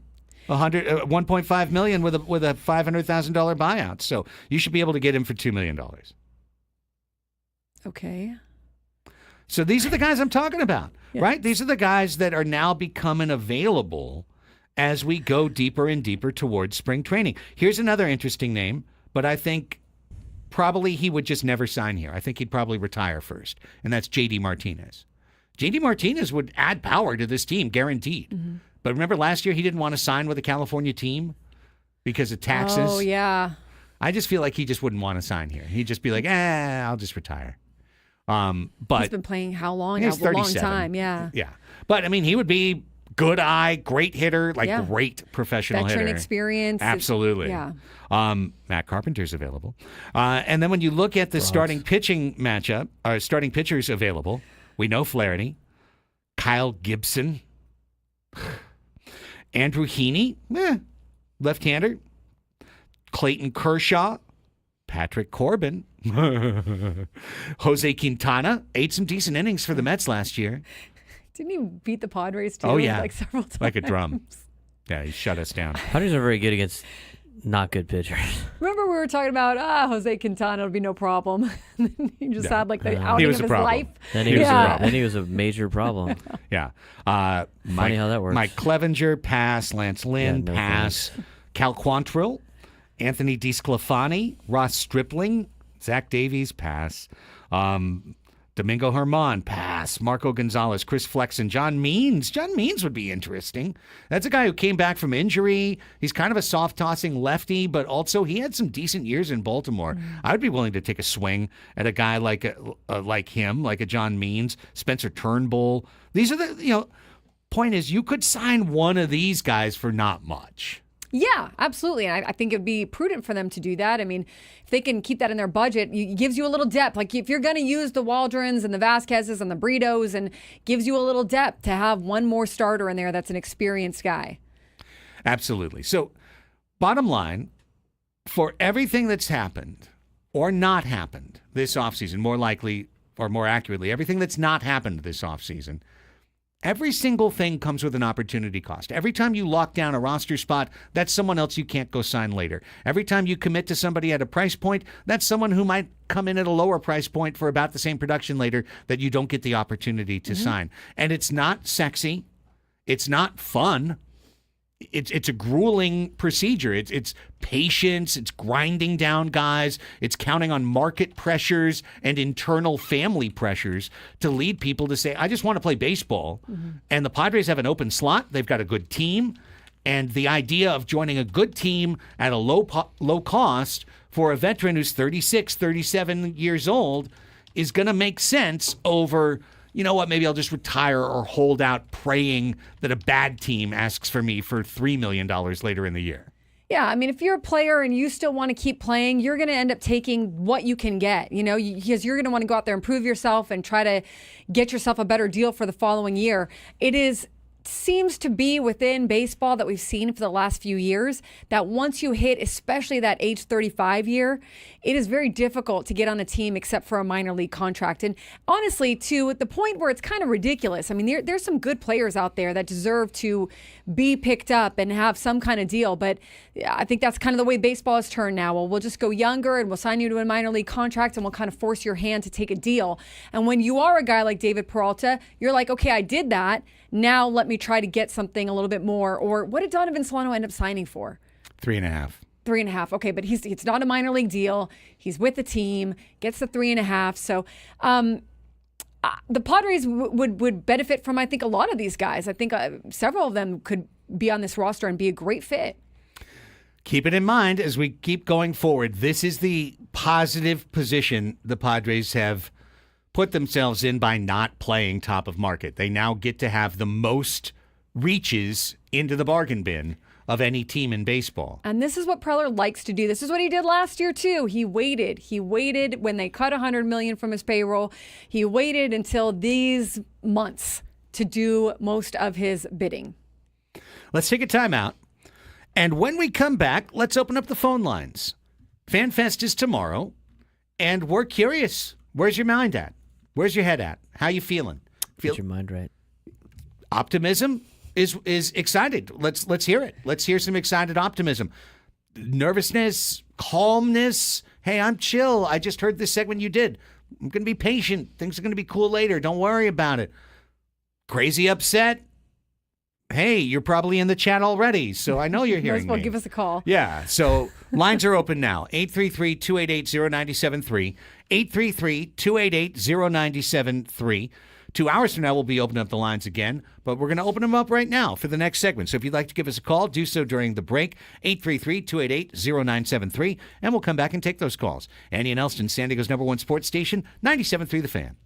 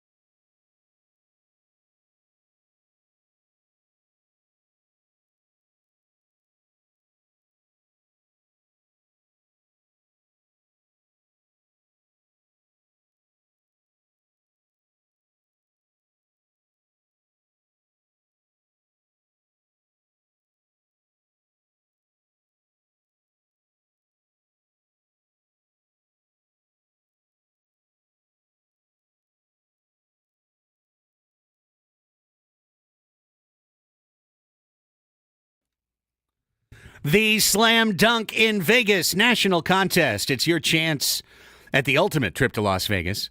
All you have to do is download the Odyssey app, log in, and listen to 97.3 The Fan for at least 1 hour to earn your daily entry into this national contest. The grand prize is travel and accommodations for a winner and 3 guests to Circa Resort and Casino, Las Vegas's premium sports viewing destination, where you can watch the biggest March Hoops party at Stadium Swim, plus 20,000 cash. What a deal. Check it out. What a deal. All you got to do, get your daily entry for this national contest by just listening to the show, which you're already doing. You're listening to us now. So now it's just a matter of how you did it, right? If you're listening on the car radio, pipe the Odyssey app through your car radio. Speaking of Vegas and gambling, all that fun stuff, I have a bone to pick with something here at the station later on in the show. Please do. We're gonna do that As we get to our gripe A segment. bone to pick at the station? The email we got from what they're gonna whatever, what do they call them?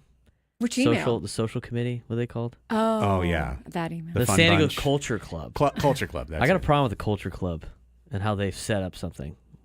Tread lightly, Braden. Tread 12 o'clock lightly. hour. I had the same problem with it last year, and I had to fix it. You were right last year, too. I was right. Some of us know ball in this building, and some of us apparently don't know ball and didn't learn from their mistakes last year. The not ball knowers are filling up the squares. Yeah, exactly, and they're doing it wrong. Thanks. Shout out Balsamic Vinny. Noticing the Dynaco t-shirt. Money. Dub. Appreciate you. It's great. All right, we've opened up the lines, 833-288-0973. A handful of you have taken advantage, and we've still got open lines if you'd like to call, 833-288-0973. Taking calls this segment, heading up toward the 12 o'clock Sports Fix. We're asking you the question. Normally we ask you to ask us anything. This time we're asking you the question, where's your head at going into FanFest? Where's your head at? Where's your head That's what I was at? thinking of. Where's your head at? Yeah, that's it. Where's your head at? Played that. Getting ready for FanFest. Optimistic, pessimistic, neutralistic, not paying attentionistic. Whatever it is, we're curious. Here's Dennis in Temecula. Hi, Dennis. Thanks for calling in. How are you? Good. Dennis. Dennis. Bye. Maybe he's going through the drive-thru or something. You know? It almost sounded Close like to he was lunchtime. talking to Making someone an order, else. yeah. He's trying to get his lunch before the Sports Fix. Well, call back, Dennis, if you want. Jerry. Jerry in Santee. Hi, Jerry. Jerry. Hey, how you guys doing today? What's up, Oh, Jerry? we're doing good. Jerry, how are you? I am the optimist of the crowd. Nice. Love it. I look Nice. back- I look back to last year, and you guys will know this, is on the 40-man roster last year, all we had was Tatis Jr. and Azakar as outfielders. Right. And then Preller worked his usual magic. So I'm very optimistic because of what they did with King. I think that's maybe leading to another extension this offseason, just the way the deal was formatted. I'd like to hear your guys' thoughts on that, but go Padres. Go Padres, Jerry. Appreciate the phone call. I like the optimism. It's a very rational take that this was the place they were in last year to a certain extent, and they were able to still field a really good team. And this time last year, we had no idea what kind of starter Michael King would be. Yeah. As opposed to thinking of him toward the top of the rotation. And Jerry, we did talk about it in the first hour or so of the show, but I think all of us agree that if nothing else, this contract that was agreed upon has all the signs of two sides that went through a complicated negotiation and found a creative area of agreement. And I think that's really, compared to, for example, the Brewers taking Corbin Burns to arbitration and nailing him over $1 million, and Burns walks out of the meeting and goes, I'm never signing here again, and I'm going to rip the team to the media. Instead, they've avoided arbitration, come to a deal that's creative, gives him a signing bonus, saves him some taxes up front, gives him a mutual option, a buyout, reasonable incentives. And I do think it gives you the wiggle room to say, if we've agreed on this, we might be able to agree on something else. Yeah, absolutely. And whether or not they can do that for multi-years, I do really believe that the Padres wanted Michael King this year. Like, they wanted to keep him if they can. Doesn't mean he won't get traded, but we don't even know if there's interest or how much interest could be for him out in the trade market. So I think that this is a deal that both sides feel good about, and I do believe both sides want to be here. And I think that in general about the team, like the one thing I would say about the team going into this year, and correct me if I'm wrong, but with Jurickson Profar leaving, he was a you could accurately say he provided production for those 93 wins. Even Joe Musgrove provided production for those 93 wins. So who's going to take the places of some of these guys that are gone in order to bring this team up? That's more of a written word. Bring this team up to that level that they kind of had last year. I think you're going to need to see some guys step up, either that are already on the team or even not yet on the team, but to be added. Let's keep things rolling. Here's Chris calling in. Hi, Chris. You're on with Annie and Elsten. Hey guys, how you guys doing? Doing well. Thanks for I calling. listen to you guys every day. I love the entertainment and everything like that. So, rarely call, but I just wanted to put in, I am optimistic as well. Long time Padre fan, born and raised here in San Diego. I know personally a lot of people that are super PTSD Padre fans, and I get it. But I think we have a lot of the core guys coming back. I'm excited about that. Musgrove and Darvish are pretty much just switching roles this year. And I think the team still has a lot of good core nucleus to where I think they can still be pretty effective for the year. And I think you guys are right. I think if they bring in some good people, just like Solano did, and hopefully they bring the train back as well. I enjoyed them. I think the Padres should still be able to put a very decent product on the field and be still pretty competitive. So optimistic is where I'm at on that. Love it, Chris. Thanks Great for the phone input, call. man. Yeah. Appreciate you. Yeah. Hey, let's keep it rolling. We got Neil in San Carlos who's next up. Hi, Neil. Thanks for calling in to Annie and Elsten. My pleasure. Good afternoon. Good afternoon. Well, still morning technically, but we'll accept. So I'm kind of in between. I'm an opto-peso podritarian, I'd say. That is very specific. I'm glad you've put a label on it. I appreciate that. Thanks for giving me a laugh. That was good. There's a lot of things that have me optimistic moving forward. I won't reiterate what all the other callers said, but I agree with a lot of Annie's points. I agree with a lot of the last caller's points. The thing that I'm a little pessimistic about, I know Cease is going to be gone and traded because they need to get under the cap and they need that money to work with. But the one thing nobody talks about, or I haven't heard it at least, is we are going to be relying a lot on Yu Darvish, and he's never played a full season in San Diego. Yeah, no, you're right, Neil. And I think that's where, when we talked a couple days ago about the Zips projections, it's the part that you can't leave out. If you're going to say all the good stuff about the great players on the team, you can't leave out the fact that this club is less equipped now to handle starting pitching injuries than they have been in 4 years.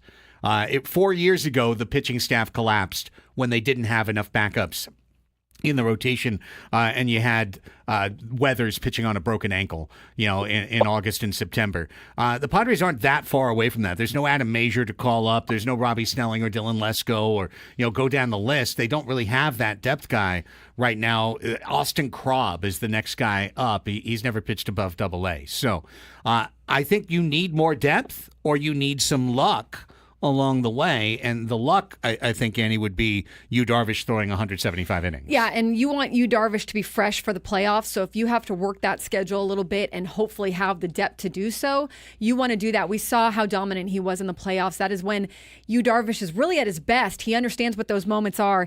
He had 30 starts, 166 innings in 2021, 30 starts in 2022, 194 innings, but 2023, yes, 24 starts. And 2024, 16.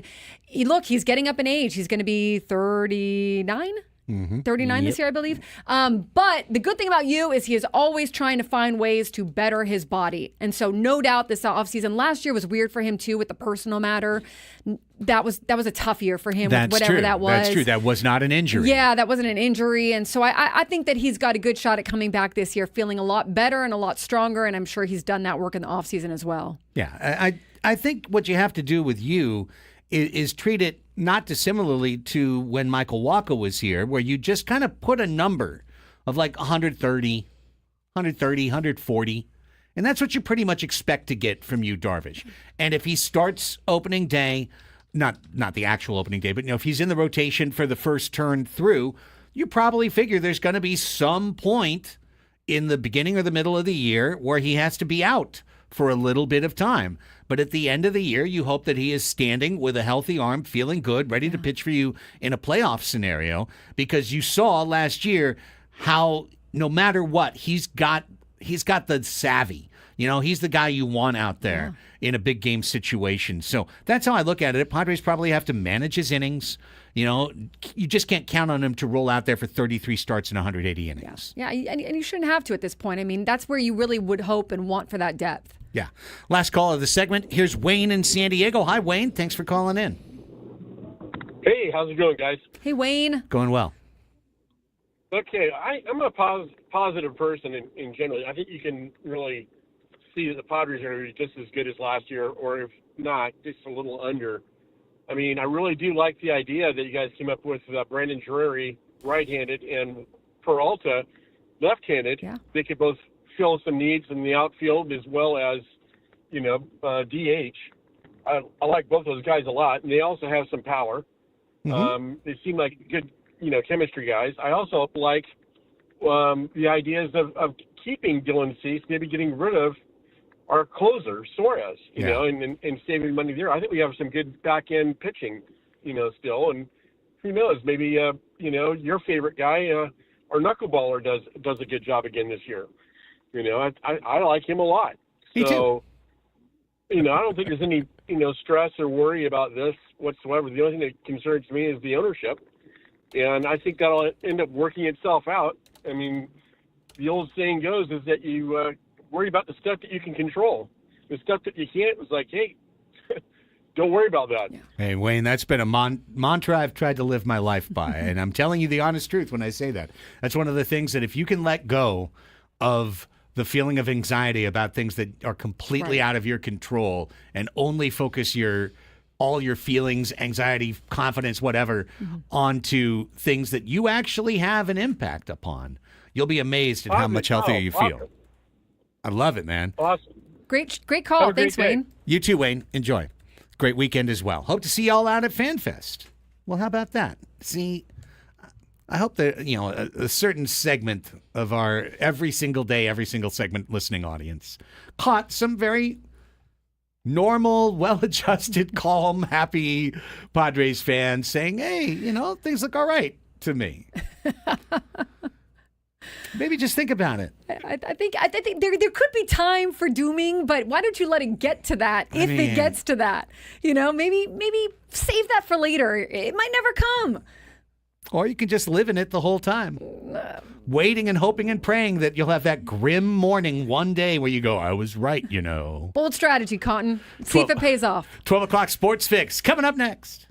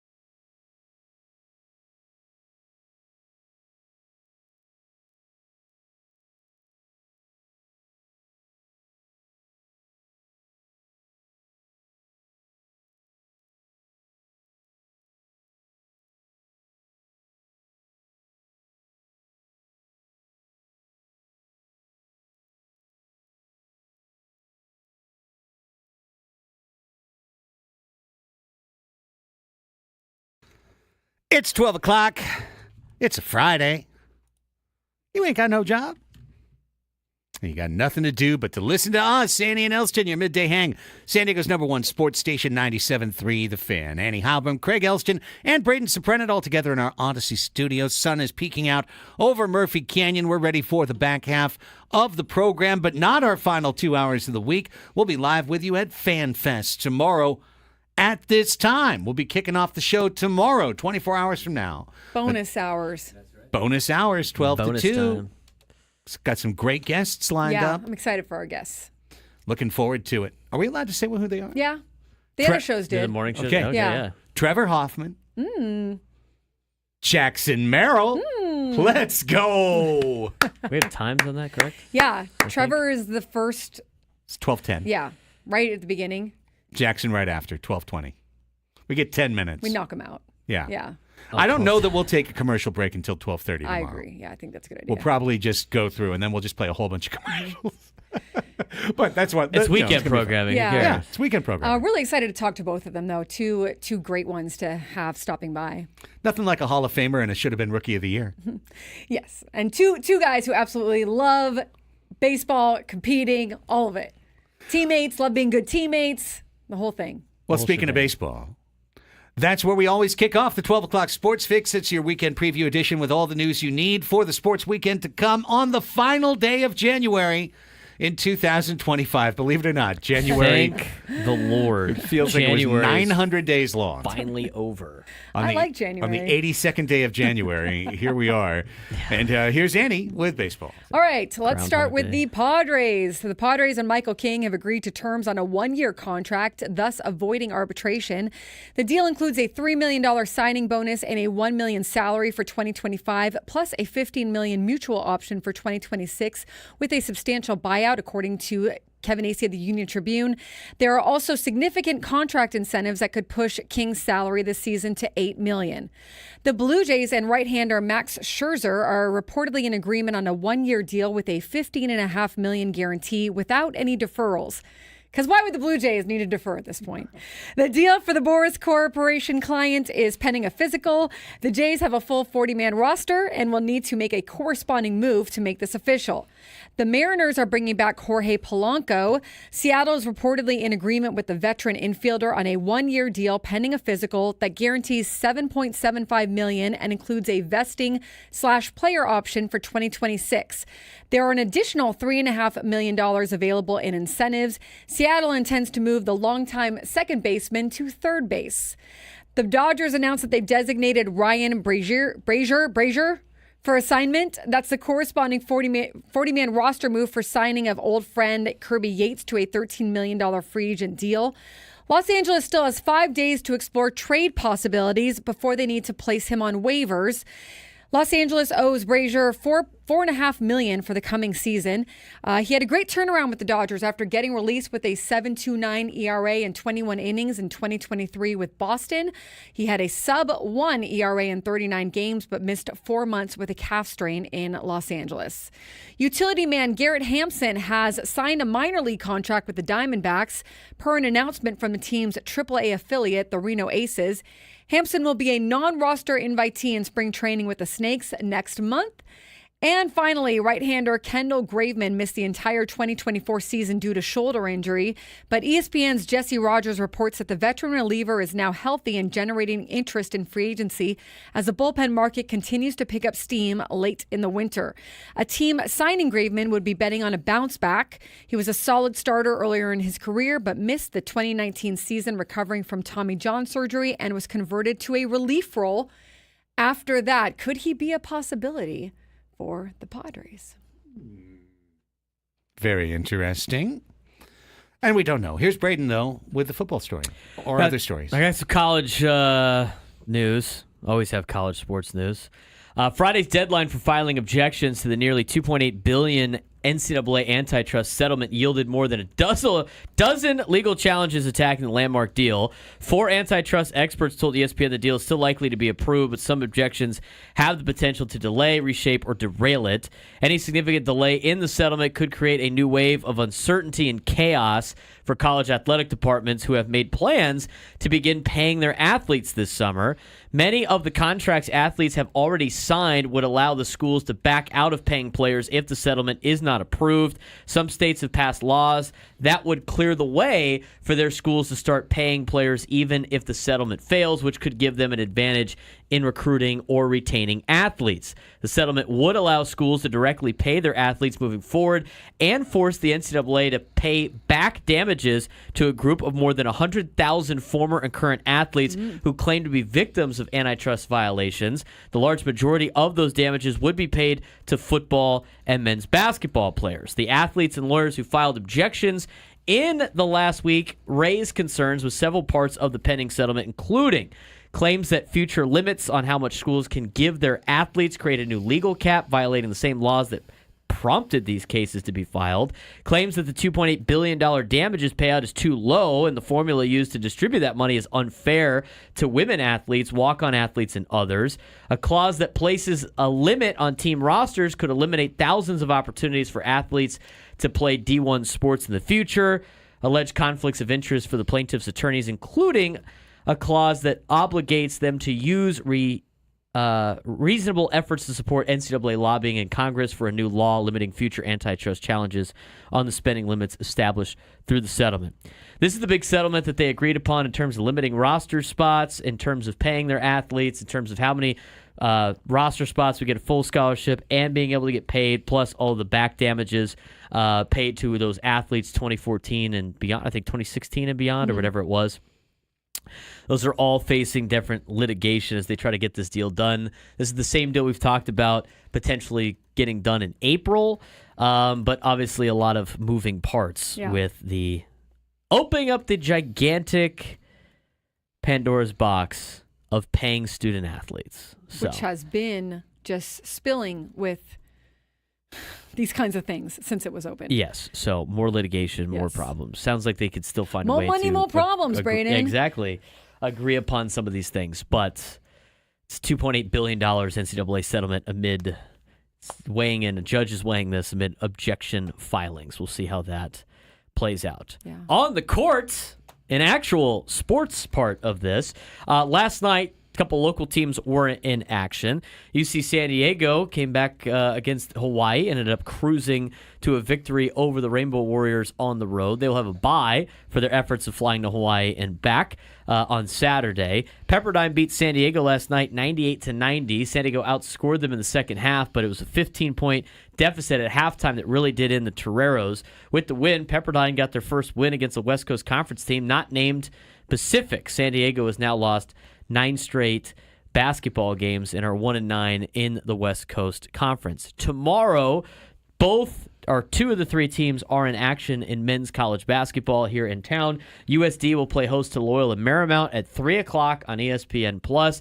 San Diego State will host Wyoming 5 o'clock on CBS Sports Network at Viejas Arena. So those both men's teams, or 2 of the 3 men's teams, are in action coming up on Saturday. UCSD has the night off. In terms of bracketology, San Diego State, with the close win to San Jose State and the close win to Air Force, is dropping on this board by Joe Lunardi.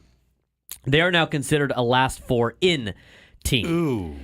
They have now dropped from the second spot in the last 4 buys to now the second team in the last 4 in. So that's they can't slip anymore. A full 4 spots drop. Yeah. As of right now, they would play North Carolina, who has also just been struggling, but they have the brand name, in Dayton, Ohio, and the winner would play St. John's to potentially be the 10 seed, which matches up with Tennessee, the 2 seed, in the latest version of bracketology. But yes, they cannot have any more slip-ups at this point in time. Even with the win against San Jose State, they're starting to drop. UCF's starting to play a lot better. North Carolina, they're just kind of around. They got the brand name. Teams that you have to start worrying about if you're San Diego State, first 4 out teams are Xavier, Virginia Commonwealth, BYU, Arizona State. BYU and Arizona State in the Big 12 are going to play probably only quad 1 games from here on out because of their conference. Same with UCF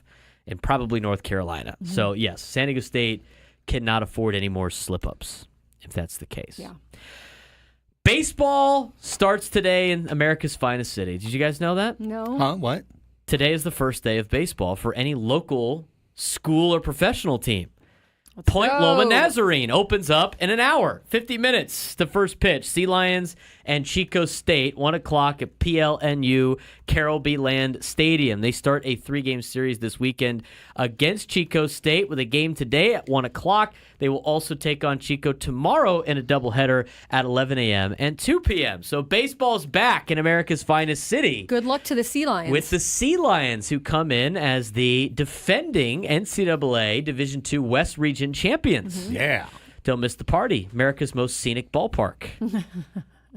Again, if you're interested, maybe go take a lunch break It's in beautiful. Point Loma and go Yeah. watch some baseball today. And look at the ocean. Yeah, and 49 minutes. Sea Lions and Chico State. They got a 3-game series this weekend against Chico State Division II baseball. Baseball's back in America's finest city. Love it. Here's Craig, local sports. Roar, Sea Lions, roar. Yeah, is that their I think it is. still right? Lions thing? I have On no the idea. path to victory. That's the Detroit Lions. That's the Detroit Lions. So. Oh, wow. Roar, Lions, roar. That could be PLNUs. You never know. Okay. Sea Lions. Just throw in the sea real quick. A good Roar, baseball Sea program in town. Lions, It's done a good roar. job. Okay. You know that? What's the sound that sea lions make? Like, like Art, like a seal? That I thought it was a sea lion in studio. That was exactly Yeah, we were it. so close to that. Good job, Annie. Here comes your local teams report. And I think we'll just keep it to the local teams today Awesome. because NBA, NHL are both two great leagues that we can talk about some other time. We will give you the PGA leaderboard. I promise you that because a heightened event is taking place. So, in fact, let's just start there. Second round action at the AT&T Pebble Beach Pro-Am Pebble Beach Golf Club. Sepp Straka is your current leader. He is 5 under for his round through 10 holes and 12 under for the tournament. That is 1 stroke better than Tony Finau, who is having a great round of 6 under par through 10. Russell Henley, who was your first round leader, is tied 2 strokes back at 10 under with Rory McIlroy and Cam Davis.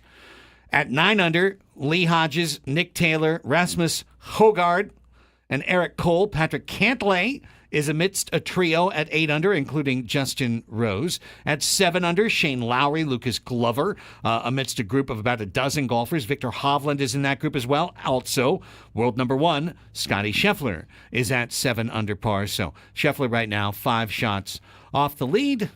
PGAtour.com/leaderboard if you want to peruse the leaderboard for your favorite player. On to our local teams report. MLS and Liga MX announced the format for the 2025 Leagues Cup, which San Diego FC will be playing in as one of the 18 MLS clubs invited. Each MLS team will play 3 matches against clubs from Liga MX. So you're guaranteed 3 matches against Mexican clubs in the group stage. At the end of the group stage, the 4 teams from MLS and the 4 teams from Liga MX with the highest point totals, they will advance and they will go head-to-head in the quarterfinals. So the 4 quarterfinals will all be MLS versus Liga MX. Mm-hmm. So the first time that you could play an MLS or a Liga MX match would be the semifinals or the championship. And the final 3 teams, the 2 finalists and the team that wins the 3rd place game, they will all automatically qualify for the CONCACAF Champions Cup in the following year. So big prize if you can get to the top 3 in the Leagues Cup. Now, SDFC will not be favored to do that. They'll be one of the teams that will not be a favorite to advance out of league. But just saying, that's our first look at it. We're going to become an international player in global soccer with San Diego FC. First look at it is playing in the Leagues Cup, and if you got top 3, you'd be into the Champions Cup the next year. Oh, wow. So you'd be playing in the CONCACAF Champions Club. I saw a report that for MLS, the announcers aren't going to be on the road for all the games. Like, they're going to announce remotely. That's the Apple TV. Apple The TV. Apple TV. That's I felt like Don't that's they do that for the Wave? Isn't not a great NWSL sign? Is do that that too? They do. They absolutely do. Is that okay? Yeah. It's where the world's going these days. It's not great, but Yeah. having said that, a lot of those people have been doing that, announcing European soccer matches from studios in LA or wherever for years. So a lot of those folks are very, very used to announcing it off a video wall or whatever. But, it's not great. Yeah. Certainly not great. Yeah. And it's not all their games, I should say. It's like But it's like a lot. some. It is a lot. Okay. a lot. Yeah. Well. Moving on. Last night at Viejas Arena, San Diego Mojo took on the Atlanta Vibe. Last year, the Vibe were the number 1 seed in the Pro Volleyball Federation and sport the league's MVP in Leah Edmond. And the Vibe showed their quality in an entertaining match last night, beating the Mojo in 4 spirited sets. San Diego did take the second set, and they had a look at it in the third as well, a little bit in the fourth. Nice little comeback toward the end in the fourth, but the Vibe were too much to overcome down the stretch. Mojo are now 3-3, headed straight to the airport, taking on Grand Rapids in Michigan on Sunday. You can watch that match on YouTube. They return home next Friday to Viejas Arena to take on the Vegas Thrill. And thanks to the Mojo for having the family out, whether they realized it or not, last night. Did they have fun? Oh, great time. And You James took invited your son and his friends? Yeah. James invited a bunch of his classmates Yeah. from St. Martin's Academy. And, these things usually work. They left saying, hey, you know what? We need to have an 8th grade group outing to a future Mojo game. And they're already planning their group cool. sale as a result. So, yeah, a lot of fun. Great awesome. atmosphere. Good. If you build it, they will come. Yes. Yes. And the first time I got to use the Apple Intelligence accurately yesterday because I was Awesome. sitting there and this player for Atlanta, number 13, Leah Edmond, was so clearly the best player. It was just wild. Every time she took a shot, bang, it was harder than everyone else. Bullets, banging off people's elbows, banging off people's hands, flying off the ground. And we were just like, holy cow, every time she goes up, it's a point. And I'm like, I feel like she's just got to be the best player in the league. So I was like, hey, Siri, who won the MVP for Pro Football or Pro Volleyball Federation last year? And it said, connecting through Apple Intel. Leah Edmond was the MVP. And I'm like, ball knower over here. You felt so proud of yourself. Was able to spot the MVP Yeah. just by watching. No knowledge. Wow. Just that one looks really, really good. Is that the MVP? Yes. And then MVP. Mojo good, though, too. Really good match. Support the San Diego Mojo. Taking in the match courtside, supporting the San Diego Mojo, were players from San Diego Wave FC. They had a nice group of about a dozen out. nice. Wave continuing full squad training today in advance of preseason matches in a couple of weeks in Coachella. And head coach Jonas Eideval is going to be joining our program live at 1 o'clock. Less than an hour from now. So stay tuned, San Diego soccer fans. I think it's the first time we've heard him on any talk show, Jonas Eideval. So looking forward to hearing from the new head coach of San Diego Wave FC. San Diego Gulls have a special night tonight. They're hosting the Toronto Marlies on Bill Walton night. The Gulls are wearing an orange and blue tie-dyed jersey this evening with the Grateful Dead logo on the shoulder. It's so cool. It's really good. And the bobblehead is really cool too. And you'll get one if you're one of the first 8,000 fans The tonight. Bill Walton bobblehead. Yeah, and they're also auctioning the players' jerseys to benefit his foundation. You can buy the jersey with some proceeds benefiting the foundation as well. So Should be a fun night. Yeah, it should be, Yeah. for sure. I did look up how much they're selling them for. $275. Like on the eBay or like on the No, if you just bought it from the Gulls. Oh wow. Yeah. It is a nice jersey, though. No, it's really nice. You could buy a lottery ticket and try and win one of those player-worn jerseys tonight in the that's auction. cool. You could buy a lotto ticket, like $5. So try that. San Diego Seals are back home tomorrow night at Pechanga Arena. They are hosting the Saskatchewan Rush. And just as you would assume, anytime a team from Saskatchewan comes in, it's Mexican Heritage Night. Well, of course. Why wouldn't it be? Why wouldn't it be, indeed? 7 p.m. face-off on Saturday night. San Diego Sockers host the Tacoma Stars on Sunday evening up in Oceanside at Front Wave Arena, trying to build upon a 9-match winning streak. San Diego is 9-1. Sockers effectively tied for the top spot in the 12-team Major Arena Soccer League. So that's what's going on with all your local teams throughout the weekend here. Wrapping up the 12 o'clock Sports Fix on Annie and Elsten.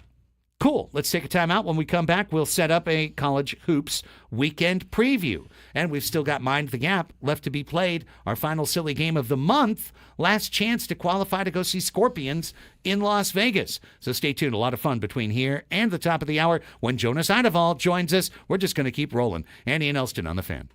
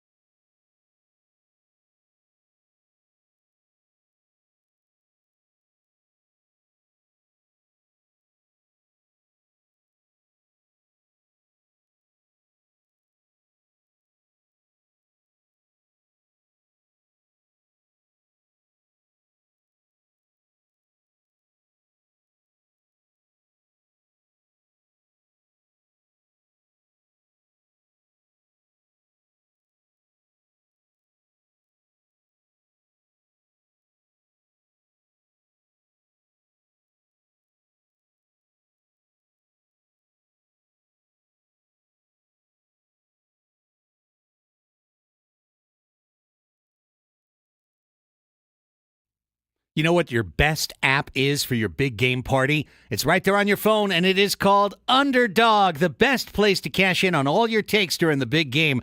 And California sports fans, Underdog's available to play here in the Golden State. You're playing Pick'em, daily fantasy sports, selecting up as few as 2 players, up to 8, from 2 different teams at minimum. You can win up to 1,000 times your money just by picking higher and lower on player stats, like in the big game, touchdowns, who's first to score, number of rushing carries, number of receptions or targets.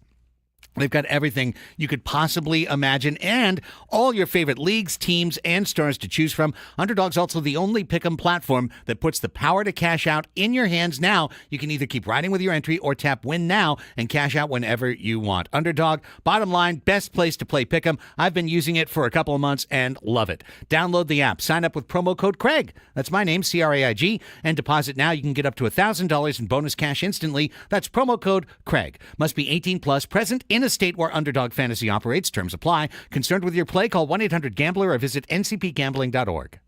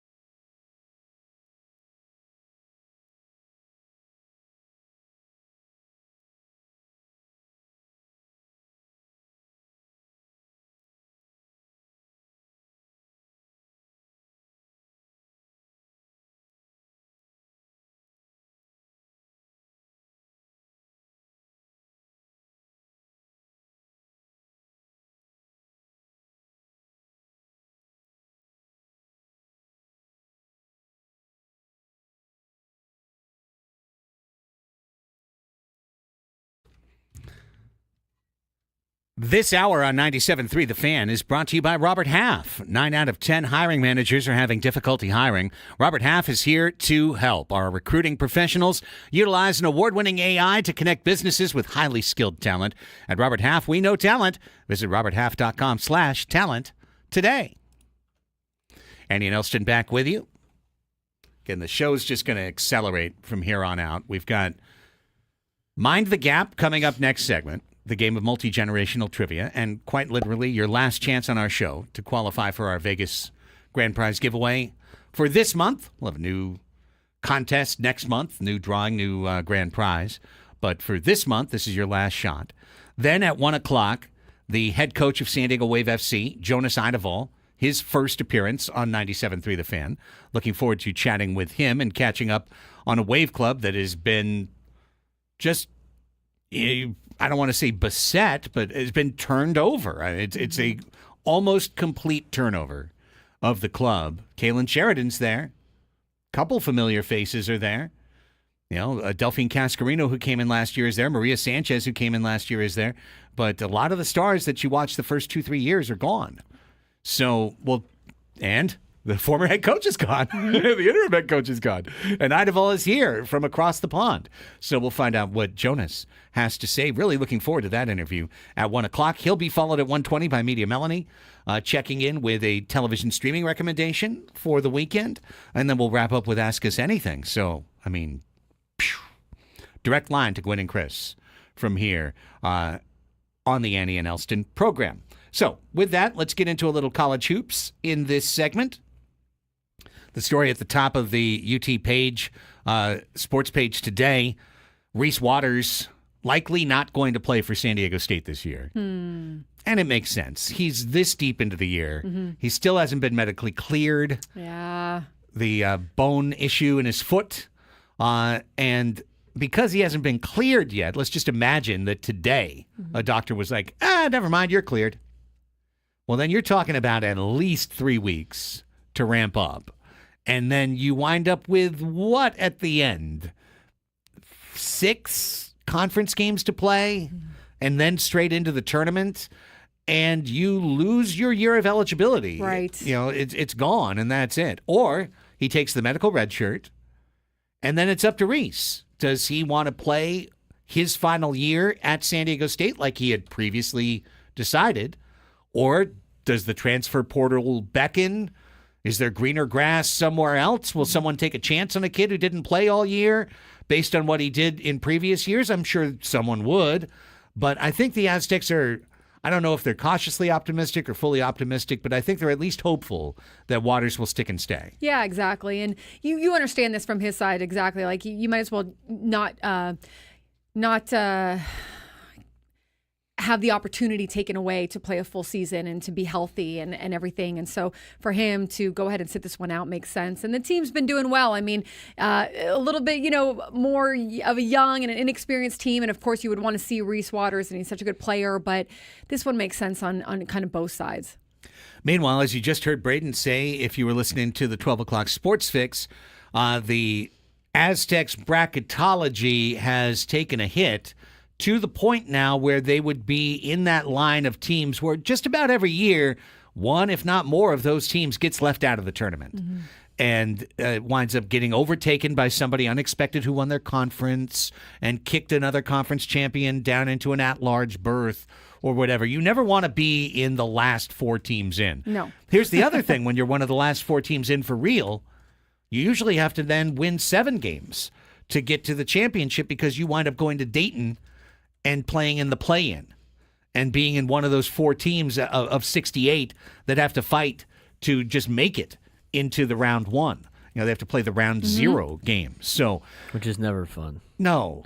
Those are usually a lot. The thing is with those games, though, is the schools from the mid-majors usually do a lot better than the schools from the power conferences, because the schools from the power conferences are usually like, man, they probably shouldn't be in this tournament. They're getting the benefit of the doubt of being a power conference team. So maybe, but why make it more difficult for yourself with travel and everything else? Right. So Aztecs really have run out of wiggle room is the best way I could put it. They host Wyoming on Saturday, 5 o'clock tip again. Red uniforms have been banished, so we got that going for us.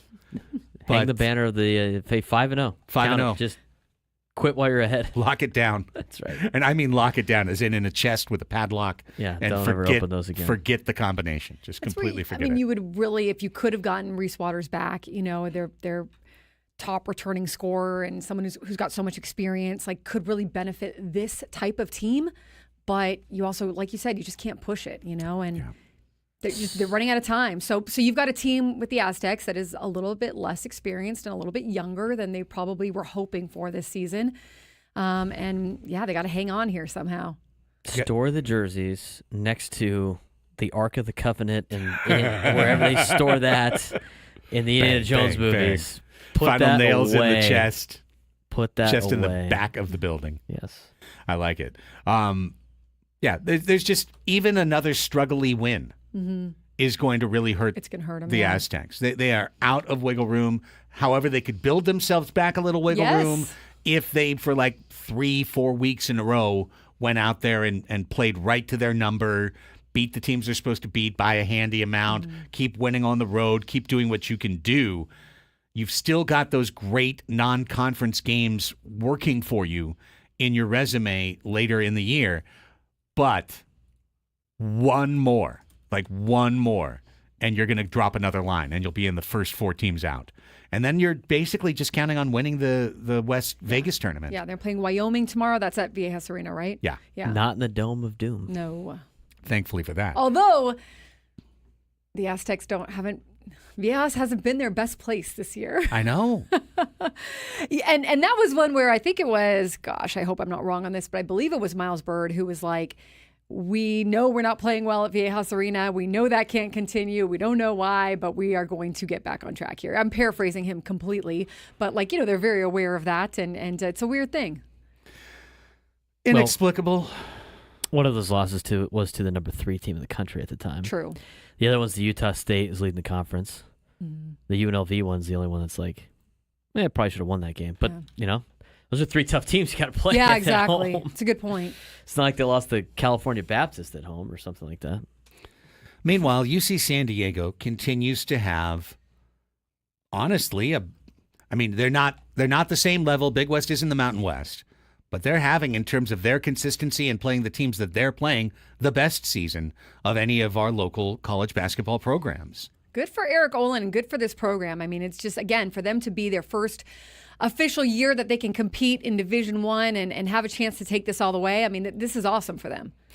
Beat Hawaii last night. They were down 13 on the road in the first half. They stormed back. They scored over 40 in the second half. Tyler McGuy had a 24-point game, 74-63 final score in Hawaii. First time ever as that the Tritons win in Hawaii. They'd never even won there before. It's a hard place to win for a lot of schools. It really is. So that's big. They keep doing things that they've never done before, and they keep putting big wins on the board. And now they're at the halfway point of their season. They are 18-4. Wow. Good for them. And they're 8-2 in conference. They're just one game off the conference lead. And they got next Saturday, not tomorrow, but the week after, they're up in Irvine. Yes. To take on the leader. Yes. They've been getting more national recognition, too. I've been seeing, a few more comments here and there pointing to them and what they're doing. But it just speaks to, the consistency in their program also and the foundation that they built there. Even with losing some really good players, which they did, they're still able to go out there and really dominate so far this season.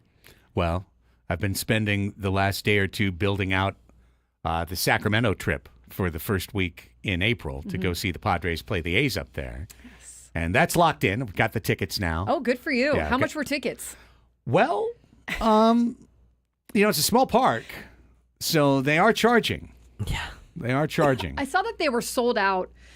For their first game of the season, which doesn't surprise me. And then I saw some people comment that, it's a big baseball community there, and whether you're an A's fan or not, you're going to be going and supporting just whatever baseball, like Major League Baseball, that's going to be played there. And also just the fact that you get to see that.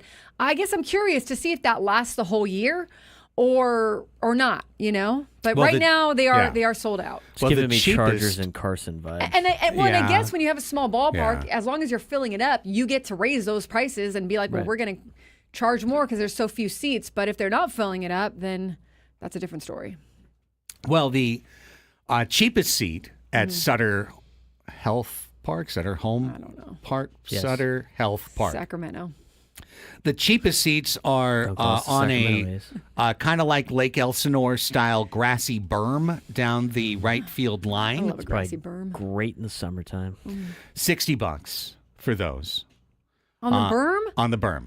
$60 on the berm.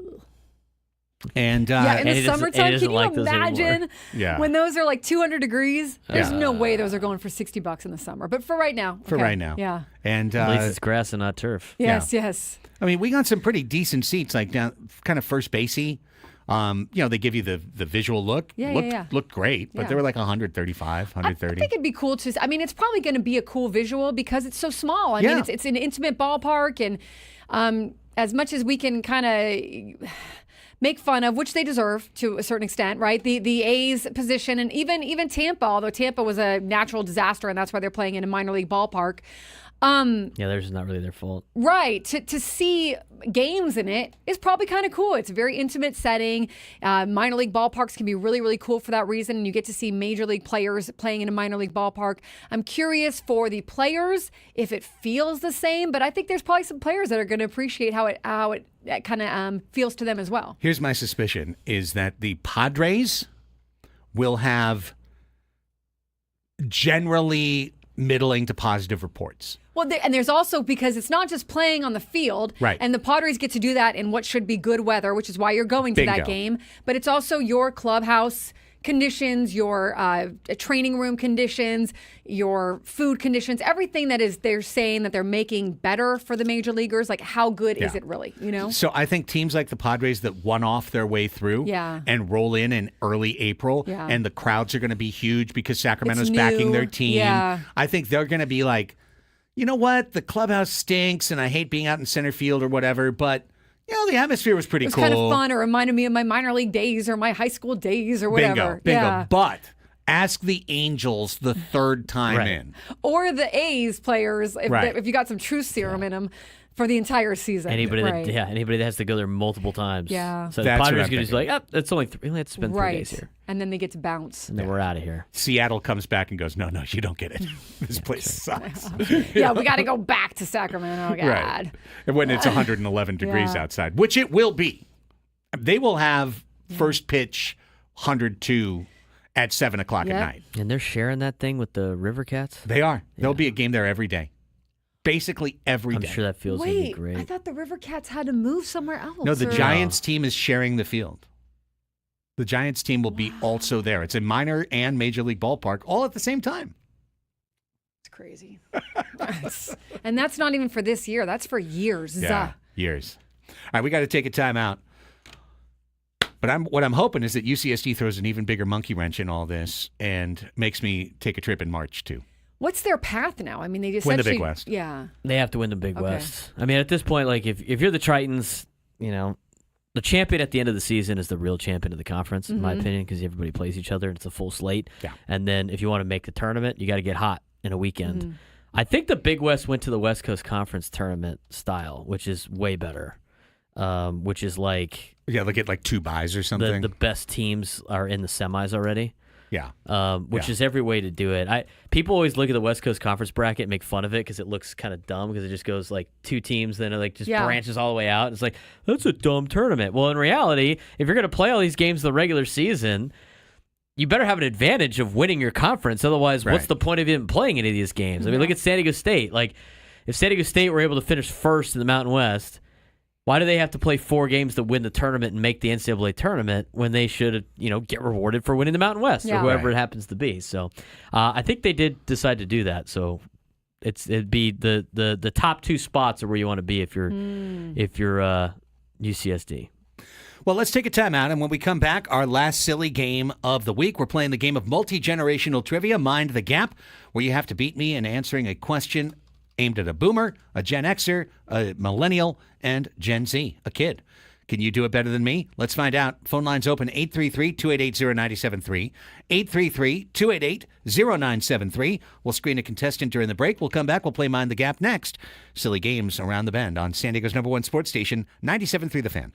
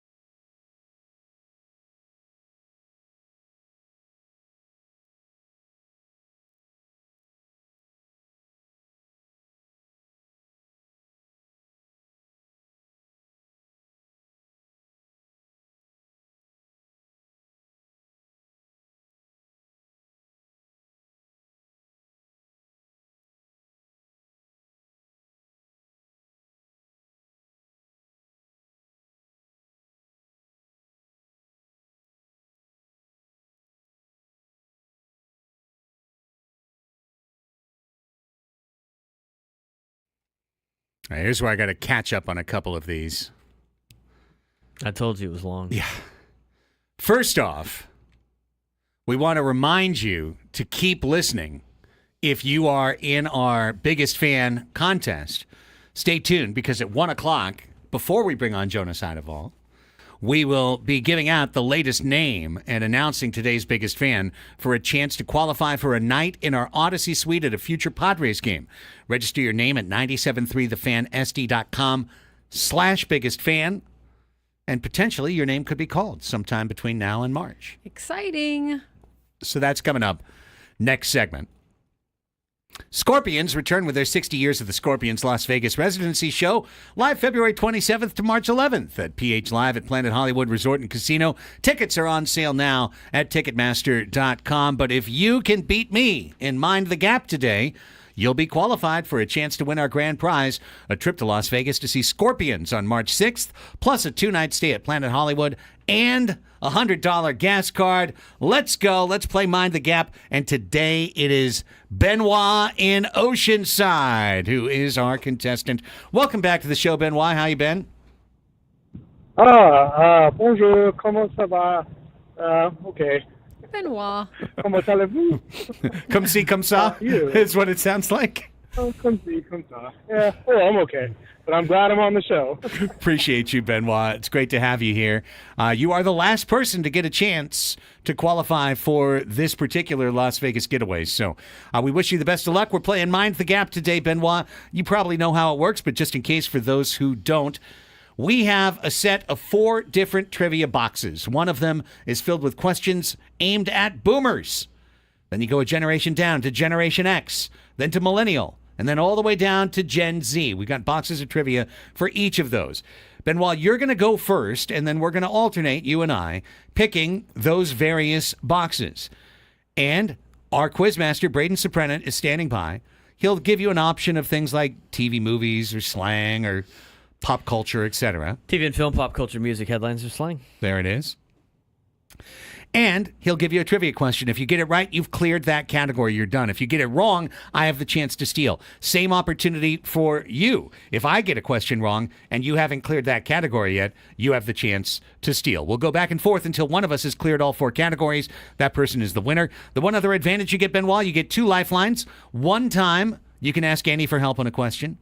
One time, you can ask Braden for help on a question, and they'll do their best to try and help you. Does it all make sense? All makes sense. I'll try to keep all that in mind. Okay, well, board's wide open, my friend. The game begins. You can pick boomers, Generation X, millennials, or Gen Z. We'll just start off with boomer. Let's go for it. All right. Okay, boomer. There it is. Every time. It's gonna be He draws the foul. That's fine. TV and film, pop culture, music, headlines, or slang, Benoit. Let's go with movies. The TV movies. Okay. Ernest Borgnine led his hapless PT crew, including Tim Conway, in this comedy set during World War II.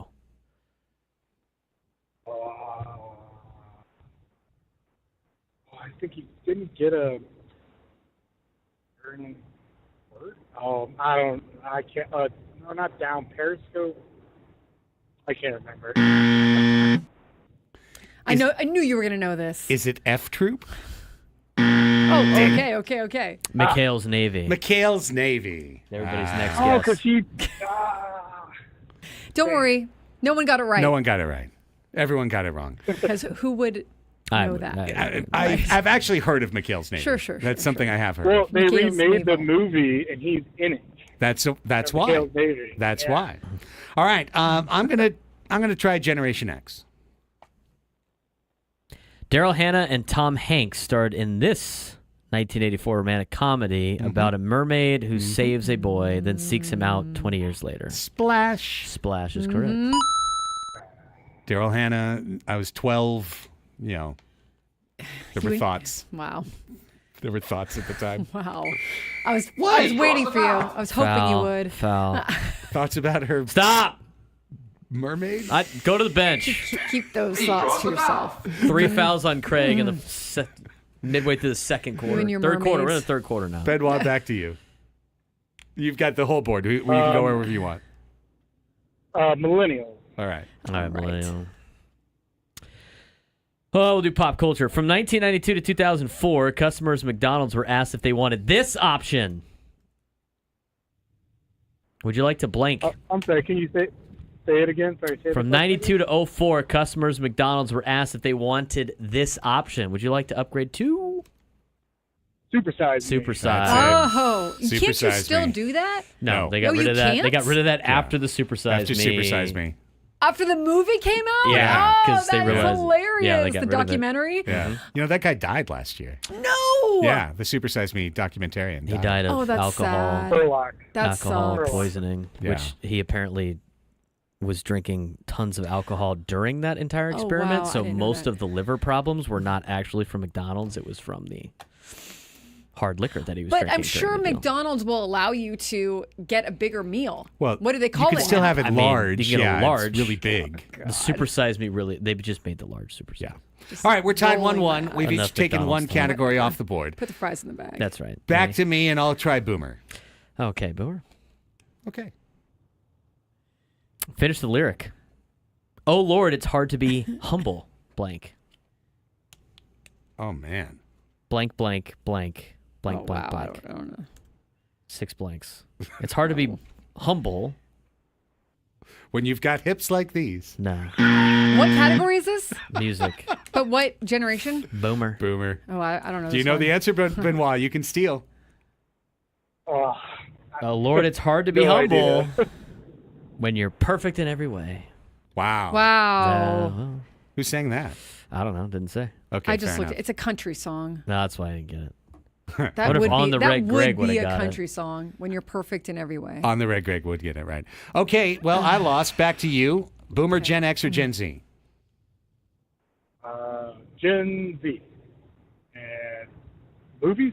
All right. What 2015 Pixar movie featured characters Arlo and Spot, made $332 million worldwide, but was still considered a flop? Ooh. Oh, The Good Dinosaur. The Good Dinosaur. I had no idea. Wow, what that good was. job, I had Benoit. zero clue. Good job, Benoit. I was going to He's guess right. up. Good job, I Benoit. had no clue. I'm like, up wasn't a flop, was it? So, okay, you're up 2-1. I'll try and clear millennials. Who is the charismatic carpenter of television's Extreme Home Makeover? Oh. I can see him in my mind's eye. Move that truck. Yeah, but I forget his name. And Benoit can't steal. That'd be Ty Pennington. Ty Pennington. I thought it was the guy who, like, in the sitcom, looked over the fence. Oh, no. Yeah, that's yeah, What no. was his name? The guy you never saw him? Yeah, you like never saw his face. Like, That's Home Improvement? Ty Pennington. Good yeah, job. Home Improvement. Well, Benoit, we're just grinding right along. You've got Wilson Gen X or and something? Boomer left. Which one would you like? We'll go with Gen X. Okay. You want to stick with the movies? Yeah, the good movie. Movies and TV. What Saturday Night Live sketch in 1978 eventually led to an album and movie for John Belushi and Dan Aykroyd? Yes. Oh man, it's the Blues Brothers. The Blues Bingo. Brothers is Love that correct. movie. Bingo. Great job. You are just one away, Benoit, and I'm going to give you a shot at it because I'm going to do Boomer. So if I get it wrong, you'll get a chance to steal and win. What company's repairman was the loneliest guy in town? Maytag. Maytag. Yeah, nailed it. Take that, Benoit, I guess. Yeah, back to you, Quack. Benoit. You're going to have to earn it, buddy. Boomer for Benoit. All right, what category, my guy? What do I have left? You have Boomer, but like, Oh, anything in Boomer? yeah. Stick with movies. I'm telling you, that's all I got. Who directed such films as Lifeboat, Notorious, and Rebecca? With the initials A.H. Was that Alfred Hitchcock? Alfred That's Hitchcock. Hitchcock, ladies and gentlemen. Benoit, you did it. You minded the gap, and you crossed the gap. You have done it. Stay right on hold. Braden will be getting your information shortly, and we hope you, as the last entrant in, maybe your last one in, And first one out with the prize later on. But have a great weekend, and thanks for calling back and being a great contestant. There's Benoit. We're going to take a quick time out, and we're going to come back with Jonas Einaval, the head coach of San Diego Wave FC, making his first San Diego Major Radio interview. You'll hear that, Media Melanie, and Ask Us Anything before 2 o'clock in Gwen and Chris. It's Annie and Elsten, San Diego's #1 sports station, 97.3 The Fan.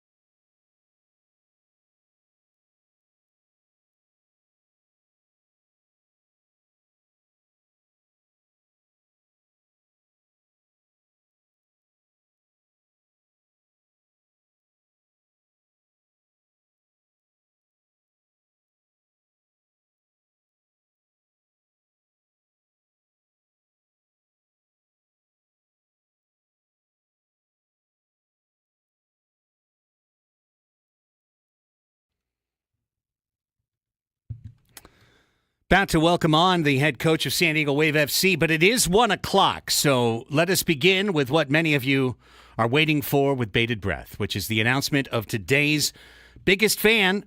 This person will have 10 minutes to give us a ring, and that person is, drum roll, Justin Schweitzer in Chula Vista. Congrats, Justin Schweitzer of Chula Vista. You are today's biggest fan. Give us a call back now within the next 10 minutes at 833-288-0973, and you'll qualify for our grand prize, 20 tickets for you and your friends for a night in our Odyssey Suite at a Padres game later this season. Remember, you can register your name at 973thefansd.com/biggest-fan. But one more time, Justin Schweitzer in Chula Vista. You are today's biggest fan. Give us a call. You've got 9 minutes now to give us a ring, and good luck to you. Annie Halbert, Craig Elsten, Braden Soprano with you. Final hour of the weekday for us on Annie and Elsten, and it is a special treat now to be able to go out to our 97.3 The Fan hotline and welcome on the new head coach of San Diego Wave FC. He comes to us from across the pond where he was the manager at Arsenal. He is Jonas Eidevall, and he is joining us now, making his debut on 97.3 The Fan. Coach Craig Elsten, Annie Halbron here. Real pleasure to have you on. Thank you for your time today.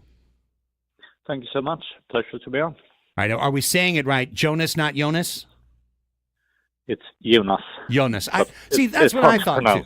Yeah. Well, it's easy for me once you tell me once, right? Jonas Eidevall. That is outstanding. Jonas, thank you for being here. Let's start with just very simply your path to San Diego. You've been an international manager. You've been on the sideline, on the touchline since you were in your early 20s. You know, now at age 42, coming to the United States, being at San Diego Wave FC. What appealed to you to take this job? A lot of things. I think in general, the growth of the league and WSL, I think there is a really exciting time to step in with new teams, new ownership groups that really seems to be willing to invest and make it a global leading league. So I think that part is very exciting. And I mean, specifically to San Diego Wave, they have a new, very ambitious ownership group. I think they have a tremendous fan base. Soccer is such a big thing here in San Diego, so you can really see that the foundations for success is here. And I also have to say that it appealed to me that to have a long-term vision of what we want to do with the club and with the team, and putting sort of all that knowledge that I've acquired in the last 20 years into practice, into seeing like, okay, if we're going to build something that is with world-class standards, how do we do that together, and how do we attract the people that we're able to do that with? So I like that aspect, that it's not just something short-term, that it is a club that really have a long-term vision and a long-term plan, and that I'm excited to be a part of that. Jonas, you had so much success at Arsenal. You were the winningest manager in club history, 3 consecutive top 3 finishes in the Women's Super League. What are the characteristics behind that success? What do you hope to bring over to the Wave? What kind of culture and identity that would help facilitate those same kind of wins and successes? I mean, the concept, I think, for any team is that every member in the team, that victory is created by and belongs to everyone.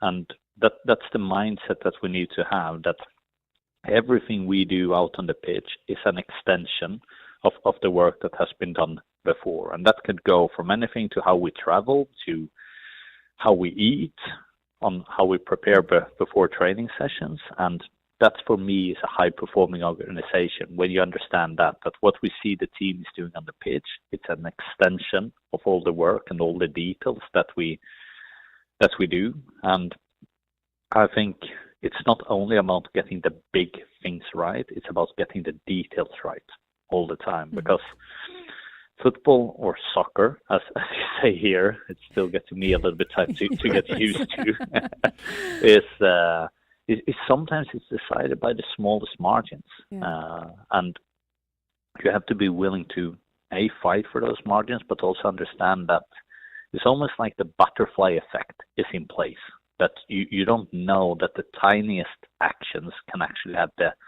biggest implications and differences. And if you treat all those details with that care, then you will be able to create a winning culture. So it's not only about getting the players there; it's about getting the whole organization with staff on that mindset. Mm-hmm. Jonas, how would you describe your play style or the play style of the teams that you manage? What are you ideally wanting to see out there when everybody is connected, everybody is on the same page, and they're integrated into your system? You know what you're saying there, that everybody stays on the same page and are connected. That's two really important things to me when we play soccer. And soccer is a quite chaotic game because compared to many other team sports, it's not easy to be in control when you're in possession because you have to control the ball with your feet and not with your hands, so it's a little bit unprotected, and then the other team come up and pressing you, and a lot of times the possession turns over in transition in open play moments. It's almost 70% of the times in soccer. So in a chaotic game, you need to fight for control, and you need to make sure that the team is on the same page so we can view the situation with the same eyes, and then we can have the same solution. And there is a couple of principles there, but if we are going to be connected and be on the same page, the way we position ourselves, both when we play defense and in offense, it's key. It always starts with that for me because that's a thing we can always control. And if we know where we are positioned, then we know where to look and we can know what our priorities are. So I like to see my teams as really hardworking. They're organized, and that will say with position. And we, from there on, within that structure, we have a lot of creativity, but it's always freedom within the structure. It's not freedom outside the structure. You've had a few weeks now to work with this team and to hold a few weeks of training. What has stood out to you so far about the makeup of these players and what they can do? That we have a lot of change. I think both from staff and from players. I mean, we basically think that the majority of the staff is going to be new, and I think almost half the roster is going to be quite new as well. And have respect for all that change. So we really are right now in a connecting, in a building phase, where we're not only learning the way that we're going to play together this season, but we're also getting to learn each other as persons, which I think is extremely important if we're going to build really strong connections. I'm quite humble for that process. I'm optimistic, but I'm also humble and understand that we really need to work through here and get strong together as a group. And that's not just going to come by itself, that we need to invest time here, both on the pitch and off the pitch, to create that unity. So that's what we're in the process of doing. I'm optimistic. We're talking to the head coach of San Diego Wave FC, Jonas Eidevall, joining us for the first time, and hopefully certainly not the last on Annie and Elsten. Jonas, I do the PA for San Diego Wave FC, so very much looking forward to seeing the club out at Snapdragon. And you just said it. I mean, so many of the names that have been associated with San Diego Wave FC for the last few years. We know Alex Morgan was going to retire, but Jaden Shaw, Naomi Gurma, Emily Van Egmond, you could go down, Sophia Jakobsen, you could go down the list in terms of players who were veterans, who were leaders, both on the pitch and in the room. And now there's a lot of new players, and that's not to say that there aren't a lot of incredible players. I know you got one of the top strikers from France. There's been a lot of international additions. In addition, some great young college talent such as Trinity Armstrong on the team. But how do you find the leaders in the room in a situation like this, or is it a matter of them identifying themselves? I think it's a combination, because I think it's natural to what you're saying, that a lot of players that were here previous season were obviously really strong characters and leaders, and that probably leaves a bit of a void. And with a new group here, we need to see who's taking a step forward and wants to take a leading part. But I also think leadership is not only a natural quality. I think it's something that you can train, and if you want to become a good leader, I think you can learn that and you can coach that. So it's also to identify the person that would be motivated by having a leadership position within our team, and then we need to help and coach and sort of mentor them to become the best version and the best leader that they can be. So we're in that process now, and I think that is interesting. And I mean that's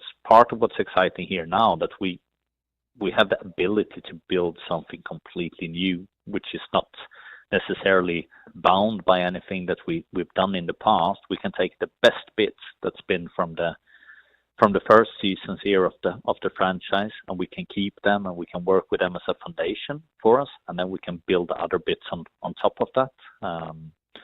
But that's all part of where we're in now, to identify those leaders and how we're going to work with them. Jonas, we've seen the growth of the women's game globally, not just here in San Diego, of course, where there's been sold out crowds at Snapdragon Stadium and a big passion for watching these women play, but also across the country and internationally. What do you make of the way this sport is getting treated now, the attention it's getting, and the level of competition that it's rising to? I think it's incredible. I mean, I've been in women's football almost for the last 10 years. And if you would have seen 10 years ago that it would have come into this phase that we are in now, I don't think many people would have believed that. Mm-hmm. But it's also so well deserved. And I mean, the players and coaches that are here now are really standing on the shoulders of giants with all the players and coaches before that were investing and we're building the game up to this point. And now it's everyone's responsibility to take it further and not sort of relax, but to continue to do what I think the women's game has been doing very well, to build a close connection with the fan base, to continue to stay grounded, work hard, being good persons both on the pitch and off the pitch. And I think we can continue to grow women's soccer. I think it has a tremendous growth potential to grow even bigger. Head coach Jonas Eidevall, the new head coach of San Diego Wave FC. First time on the program. We really appreciate you coming on. Very interesting conversation. I think you didn't just get us excited, but all of the San Diego Wave FC fans listening excited to see this new team come together. And of course, preseason matches coming up in a couple of weeks out in Coachella, and March 22nd, the home opener at Snapdragon Stadium. Hope to chat with you between here and there. But Jonas, welcome to San Diego. Hopefully you're finding America's finest city to your liking, and best of luck in these opening steps in your journey. Thank you so much, and speak soon. You bet. Jonas Eidevall, Wave FC head coach. And awesome. Really neat to get the chance to chat with him. Yeah, and I mean, that's hard to do, right? Like, you come in, you need to earn the trust of your players, and they need to earn your trust as well. And you're getting acclimated to what you want your style of play to be and what you want your identity to be. But he's right. It's not just like, I mean, we've seen this with the Padres, even with the Chargers when they were in San Diego. It's not just getting the players on board. It's bringing an identity to the entire organization and having everyone really buy into that and believe in it, even when the times are tough, right? So pretty cool that he is on the forefront, and looks like he's got a good plan of attack here. Yeah. I mean, so much change. It's not as simple as saying, hey, Alex, say Naomi. Yeah. Go set the tone. You know, I mean, Kaylin's a lot of still young there. Players. Yeah, Kaylin's there, but there's going to be a lot of players finding their own tone. Mm-hmm. New leaders. That's why I asked him, like, is it a selection or is it an emerging process for leadership? And he said, it's somewhat of both. It's somewhat of both. So it'll be fascinating to see who those leaders wind up being.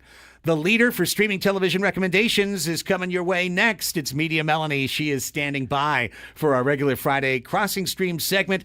Ask us anything to follow. A lot of fun along the way. And we want to say congrats. Justin Schweitzer called in. He did. All right, Justin. He's on hold, but we got you, dude. So you're good to go. Appreciate you, Justin. Thank you. And stay tuned for more Biggest Fans. Next one to be announced at 5:30. It's Annie and Elsten on The Fan.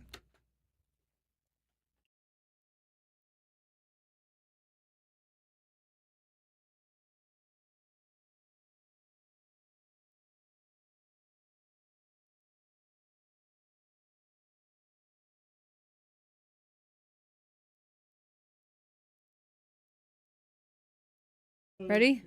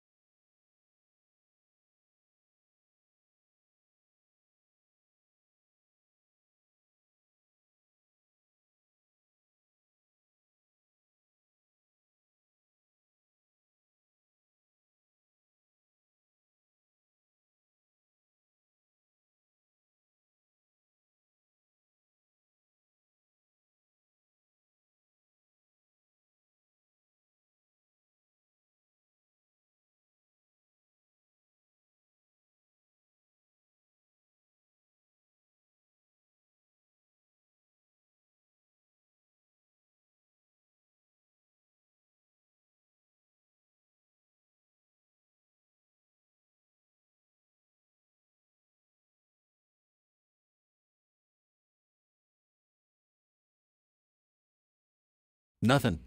That's it.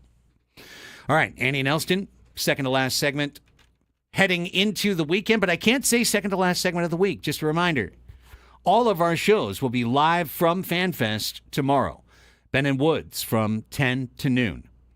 We will be on from 12 to 2. Do we know where we are exactly? Section 113. 113. Thank you. Outside of Section 113. We'll be outside Section 113. I didn't know. And then Somebody doesn't read the emails. Well, or I do and then I forget. Then from 2 to 3, Gwen and Scraby, and from 3 to 4, Scraby. Scrabistan, Yeah. outside the borders of the country. An international voyage for Scraby back into San Diego. He'll be a little bit nervous, a little confused. Hopefully he's got his passport. He will have a security Yes. detail with him. Of course. Well, yeah, no, he's the dictator of Scravistan. Exactly. Don't get too close.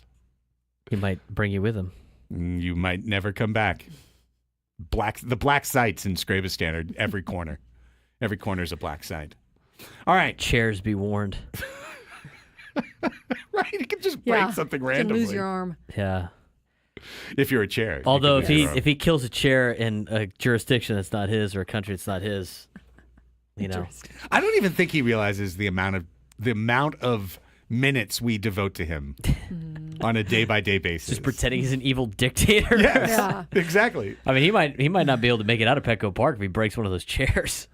Well, diplomatic immunity is a thing, you know. That's so only if the Padres grant him diplomatic immunity. that's a fair point. That's a fair point. What if he gets extradited back to Petco Park during his show? Padres brass shows up. It's the guy got the chair. Oh my God! Ice right over there. That's right right. over there. It's the guy in black in the horror movie T-shirt. He says he has standards. That'd be the code. Yeah, exactly. If he says standards, you know it's That's him. He'll say it. Our Friday standard is to bring in Media Melanie for Crossing Streams, our weekly television streaming recommendation segment. Melanie, enough fun and games talking about Scrabes. Let's chat with you. How you been? I've been well, Craig, and let me just tell you, this month of television kicking off the year has been so strong. I've been immersed in lots of great shows, and I just love coming every Friday to share them. So thanks again for having me. Well, it's our pleasure to have you every week, and we appreciate you as well. I'm glad to hear that you're feeling that way about the start to the 2025 television watching season. It's just a busy time at the Elsten household right now with the kid and swim all the time and then podcast at the beginning of the week. So I feel like I'm doing the best I can to just stay caught up on shows like Traders and Severance and Dondi and so on and so forth. But give me something new. Give the audience something new that you're chewing on and would recommend for everyone. Yes, well, we are going to take a step into Paradise on Hulu.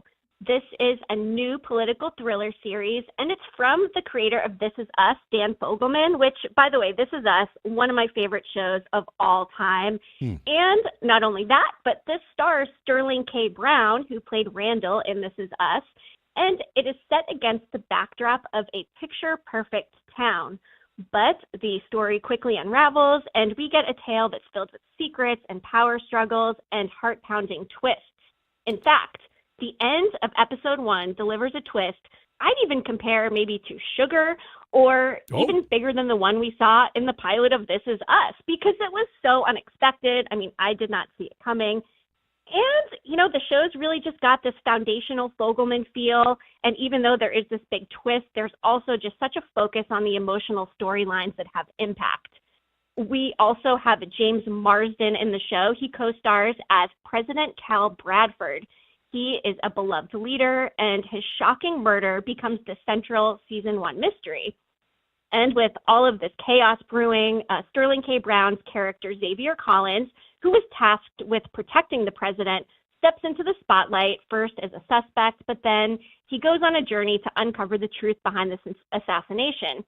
The investigation deepens, and it becomes very clear that Paradise is anything but the title implies. The series, yes, very mysterious. I'm excited for people to watch and really see how they react to the twist. The series also stars Julia Nicholson, who you may know from Mayor of Easttown and Criminal Intent back in the day. She plays Sinatra, a powerful leader in this town of Paradise. And we also get Sarah Shahi, who is in Person of Interest and a bunch of other shows. She plays a therapist, Gabby, and I think she might be up to something nefarious. And the twist I mentioned at the end of episode 1. Let's just say that you will be left questioning everything you thought about the show. And without spoiling anything, there are a couple of current shows that have a similar backdrop to this reveal. I don't want to give it away, and I hope that this series is able to differentiate itself. And I think it will, because we've got a lot of developing characters we're invested in, high emotional stakes. And again, Dan Fogelman is just so good. I mean, he was executive producer on Only Murders in the Building, and his signature storytelling just really does a good job of keeping you hooked.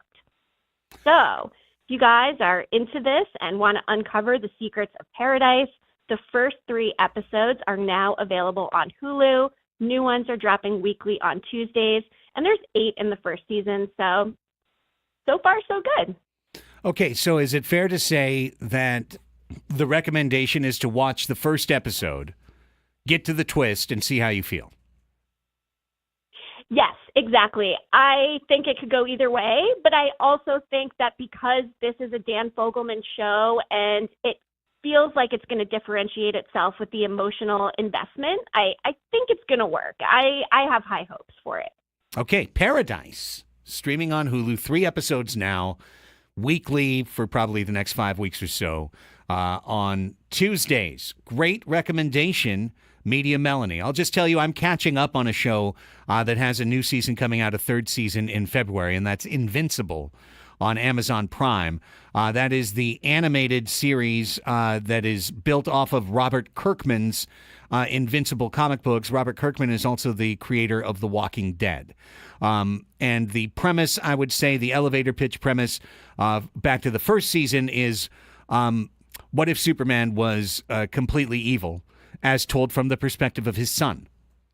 And that would be my pitch for Invincible. Stephen Yoon, Sandra Oh, J.K. Simmons are some of the key voices on the show. It is easily the most violent superhero cartoon you'll ever see. It's, in fact, rated TV-18, so keep that in mind. Anime-level violence is what I would say, anime-level violence. But it's a very inventive storyline. I think it's the single best superhero genre writing than I've seen in years and years, because Marvel and DC have kind of fallen into their own various generic pits. And if that's the kind of thing that appeals to you, then I would definitely recommend Invincible. There are 2 seasons of 8 episodes each at about 40 to 50 minutes per episode, available on Amazon Prime, but there's a 3rd season that begins in mid-February. So if it's something that is appealing to you, you'll probably binge fast enough to catch up in time for season 3. All right, that sounds good. Not my genre, but boy, my son is really into the anime, although it sounds like he is too young for this one. Well, I somehow allowed my son, who's 13, to watch this because I've seen some of the anime that he's watched and the ridiculous violence that's in it. And I'm like, well, this wouldn't be too bad for you. But he's been bugging me like, hey, Dad, you got to get caught up so we can watch season 3 together. So that's what I'm doing. Okay, we got Paradise on Hulu. We got Invincible on Amazon Prime. Media Melanie, always appreciate your time on these Fridays. Let everyone know where they can see all the content that you're creating on your own. Yes, you can follow me on the socials at Media Melanie and subscribe to my YouTube channel at MediaMelanieTV.com. Appreciate you. Talk to you next Friday. Sounds good. Thank you. Have a good weekend, everyone. You too, Melanie. You too. Thanks, Annie. Bye. Bye. We'll be seeing Melanie soon at Petco Park once the games start. But yeah, good stuff. And you'll be watching Glengarry Glen Ross. Yeah, it's on the list. Before tomorrow. This weekend. No. This is FanFest. Only have to watch the first. Yeah, you got to get ready tonight for FanFest, right? You got to get locked in. Then you got to come down from it later. Of course. Right? I mean, get your headphones in, walking in the ballpark, get locked in for the show. Just get through the traffic and the parking. Yeah, seriously. So. That's enough of an excuse not to watch Glengarry Glen Ross. I'm going to have to park? You're telling me I'm going to have to drive and park? What? One of these days, you're going to come in, and you're going to have this glint in your eye. Yes. It's a gleam. It's going to be a gleam. We're going to find the gleam. There's a gleam, gentlemen. There's a gleam. Right. So you can't force it. If you force it, I'm less likely to do it. I understand. Yeah. Don't tell you what to do. Right, exactly. Yes, that's exactly it. But if it's like, hey, this might be kind of fun. Maybe they'll kind of like this. This would be a nice thing to do. Her idea. Yeah. One of those. Precisely. Make it her idea. That one day, you just know it, Braden. Like, she's going to be waiting. She's going to have that smile. We're going to open the show, and she's just going to be like, coffee is for closers. Like, you did it! It's going to be like, hey, I'm I saw probably this really movie going to over enjoy the it. That's the sad part. Like, it's probably going to be like, man, I should have watched this a long time ago. Yeah, you are. You're going to kick yourself for it. If only they hadn't have kept telling me to do it. I would have done it a long time ago. And I won't feel bad for you. Oh, man. Real quickly on the Michael King topic, since we talked about it so much in the open in the first hour or two of the show, Jeff Sanders put out an updated cash payroll projection to include the deals of Michael King and Elias Diaz. And they're at $195 million for this projection payroll. And then he says that Fangraphs has the luxury tax number at $245 million, just above the $241 million threshold. Yep.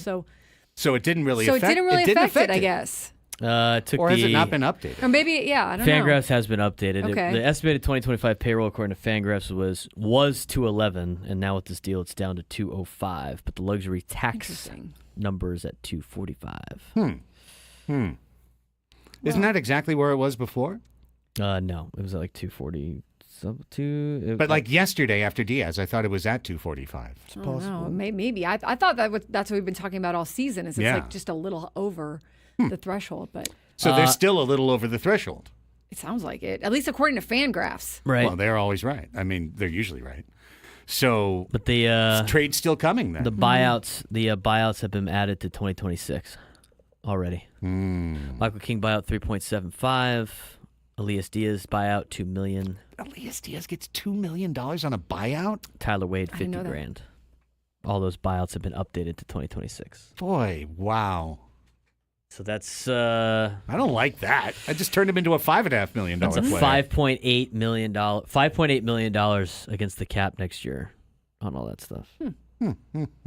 Again, like I said, they're just pushing it forward. They're like, we'll just deal with it next year. Yeah, no, they're kicking that's what they're doing. kicking the can down the road in that sense. Absolutely. A few million more next year for a few million less this year.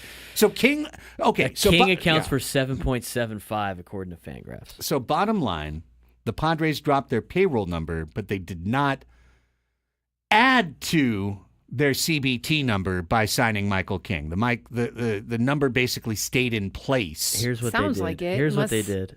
We're missing they something. put the number that they were willing to offer Michael King, they put on the AAV, even though they're going to pay him what he wanted.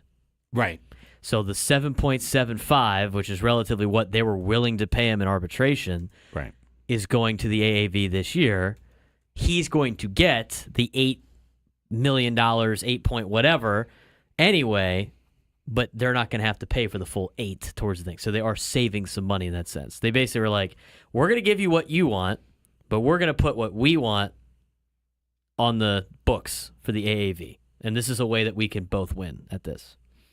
That's what it looks like to me. Well, as very I look at the roster interesting. resource. It doesn't preclude that they did come to an agreement, and it shows that they have the ability to maybe strike a further agreement down the road. But the thing I was thinking that they accomplished, they didn't actually accomplish. They didn't go under the CBT. All those with his signing. incentives count. Yeah. As of right now. But if he doesn't reach them, I guess it would go down, theoretically. So, But most still of work them to be don't done. reach. Point is, still work to be done.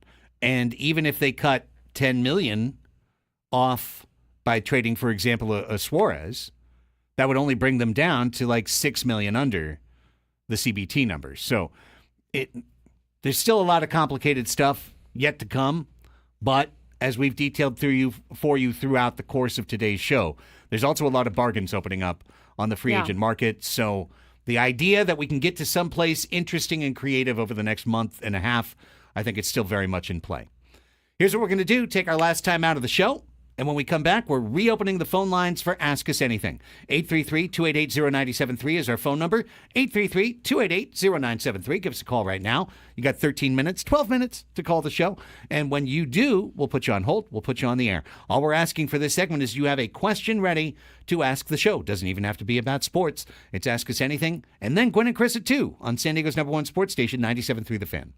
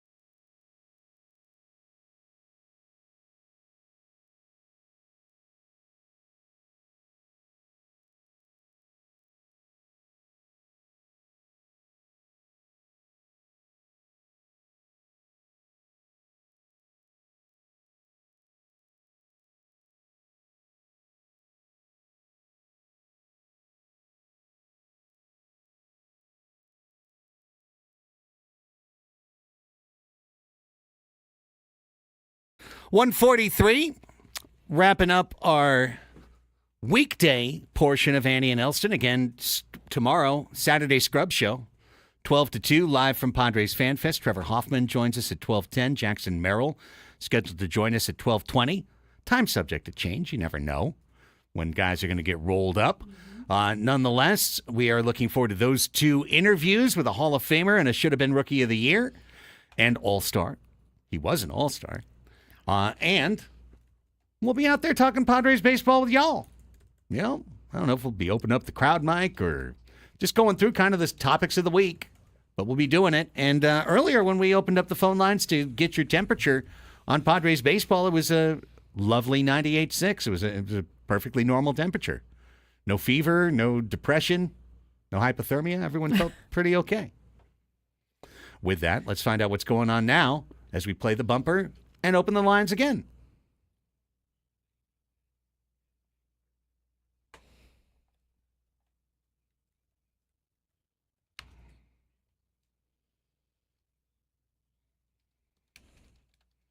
(833-288-0973) is our phone number. 833-288-0973. You still have 5 minutes to call the show. Old friend Zach in Mira Mesa called the show. He's first up. Hi, Zach. Ask us anything. What is up, guys? Happy Friday. How's everyone doing? Doing good, Doing man. well. Finish line's right there, right in front of us. Well, kind of. But There is. Kind of. Hey, with all of the giveaways going on, it makes me think, have you guys ever called into the radio and won anything? If so, what was it? That's a great question. never did that. I have never done that. I never called Good into a radio question. station growing up. I never... Hang on. I want to think about this. I don't think I ever won a prize calling a radio station. I did win Jim Rome's Big Call of the Day, the one and only time I called his show Wow. as a college kid. And that came with a gift certificate to a restaurant in L.A., Oh, how about that? which I used. There you go, as you should. Yeah. So that's it for me, is that one day that I called up. And it was like 1994 or 3, somewhere in there. My aunt used to win stuff on DSC all the time. Yeah? Yeah, she used to win all the time. Charisma won a pogo stick on Radio Disney. Hey. Still use it, Charisma? That's such a Radio Disney prize Yes, right there. prize. A pogo stick. Charisma just takes the pogo stick out to Glamis. Yeah. It's like, Chris, you do you. I got this pogo stick. I'm going to be on the pogo stick. Although on the sand's probably not that great. Yeah, probably not very good at all, Probably not actually. very good. Maybe it's the wrong place to take it. A trip to the hospital. Wrong place to take that joke, but we tried anyhow. Good question, Zach. Here's Eric calling up next. Hi, Eric. Welcome to the show. Ask us anything. Hey, Annie, Elsten, Brandon, how you guys doing? Doing well. Great. How are you? Good, mate. Doing well. Hey, guys, I do want to preface this question and just congratulate actually my father, who spent the last 40-some-odd years in radio and radio advertisement, on a happy retirement. Amazing. Nice. Yeah, so what would you guys do when you retire? Die. Yeah, probably. Retire. Hopefully I can Drop have dead. enough money to live here, and I'll coach high school football as a retired person.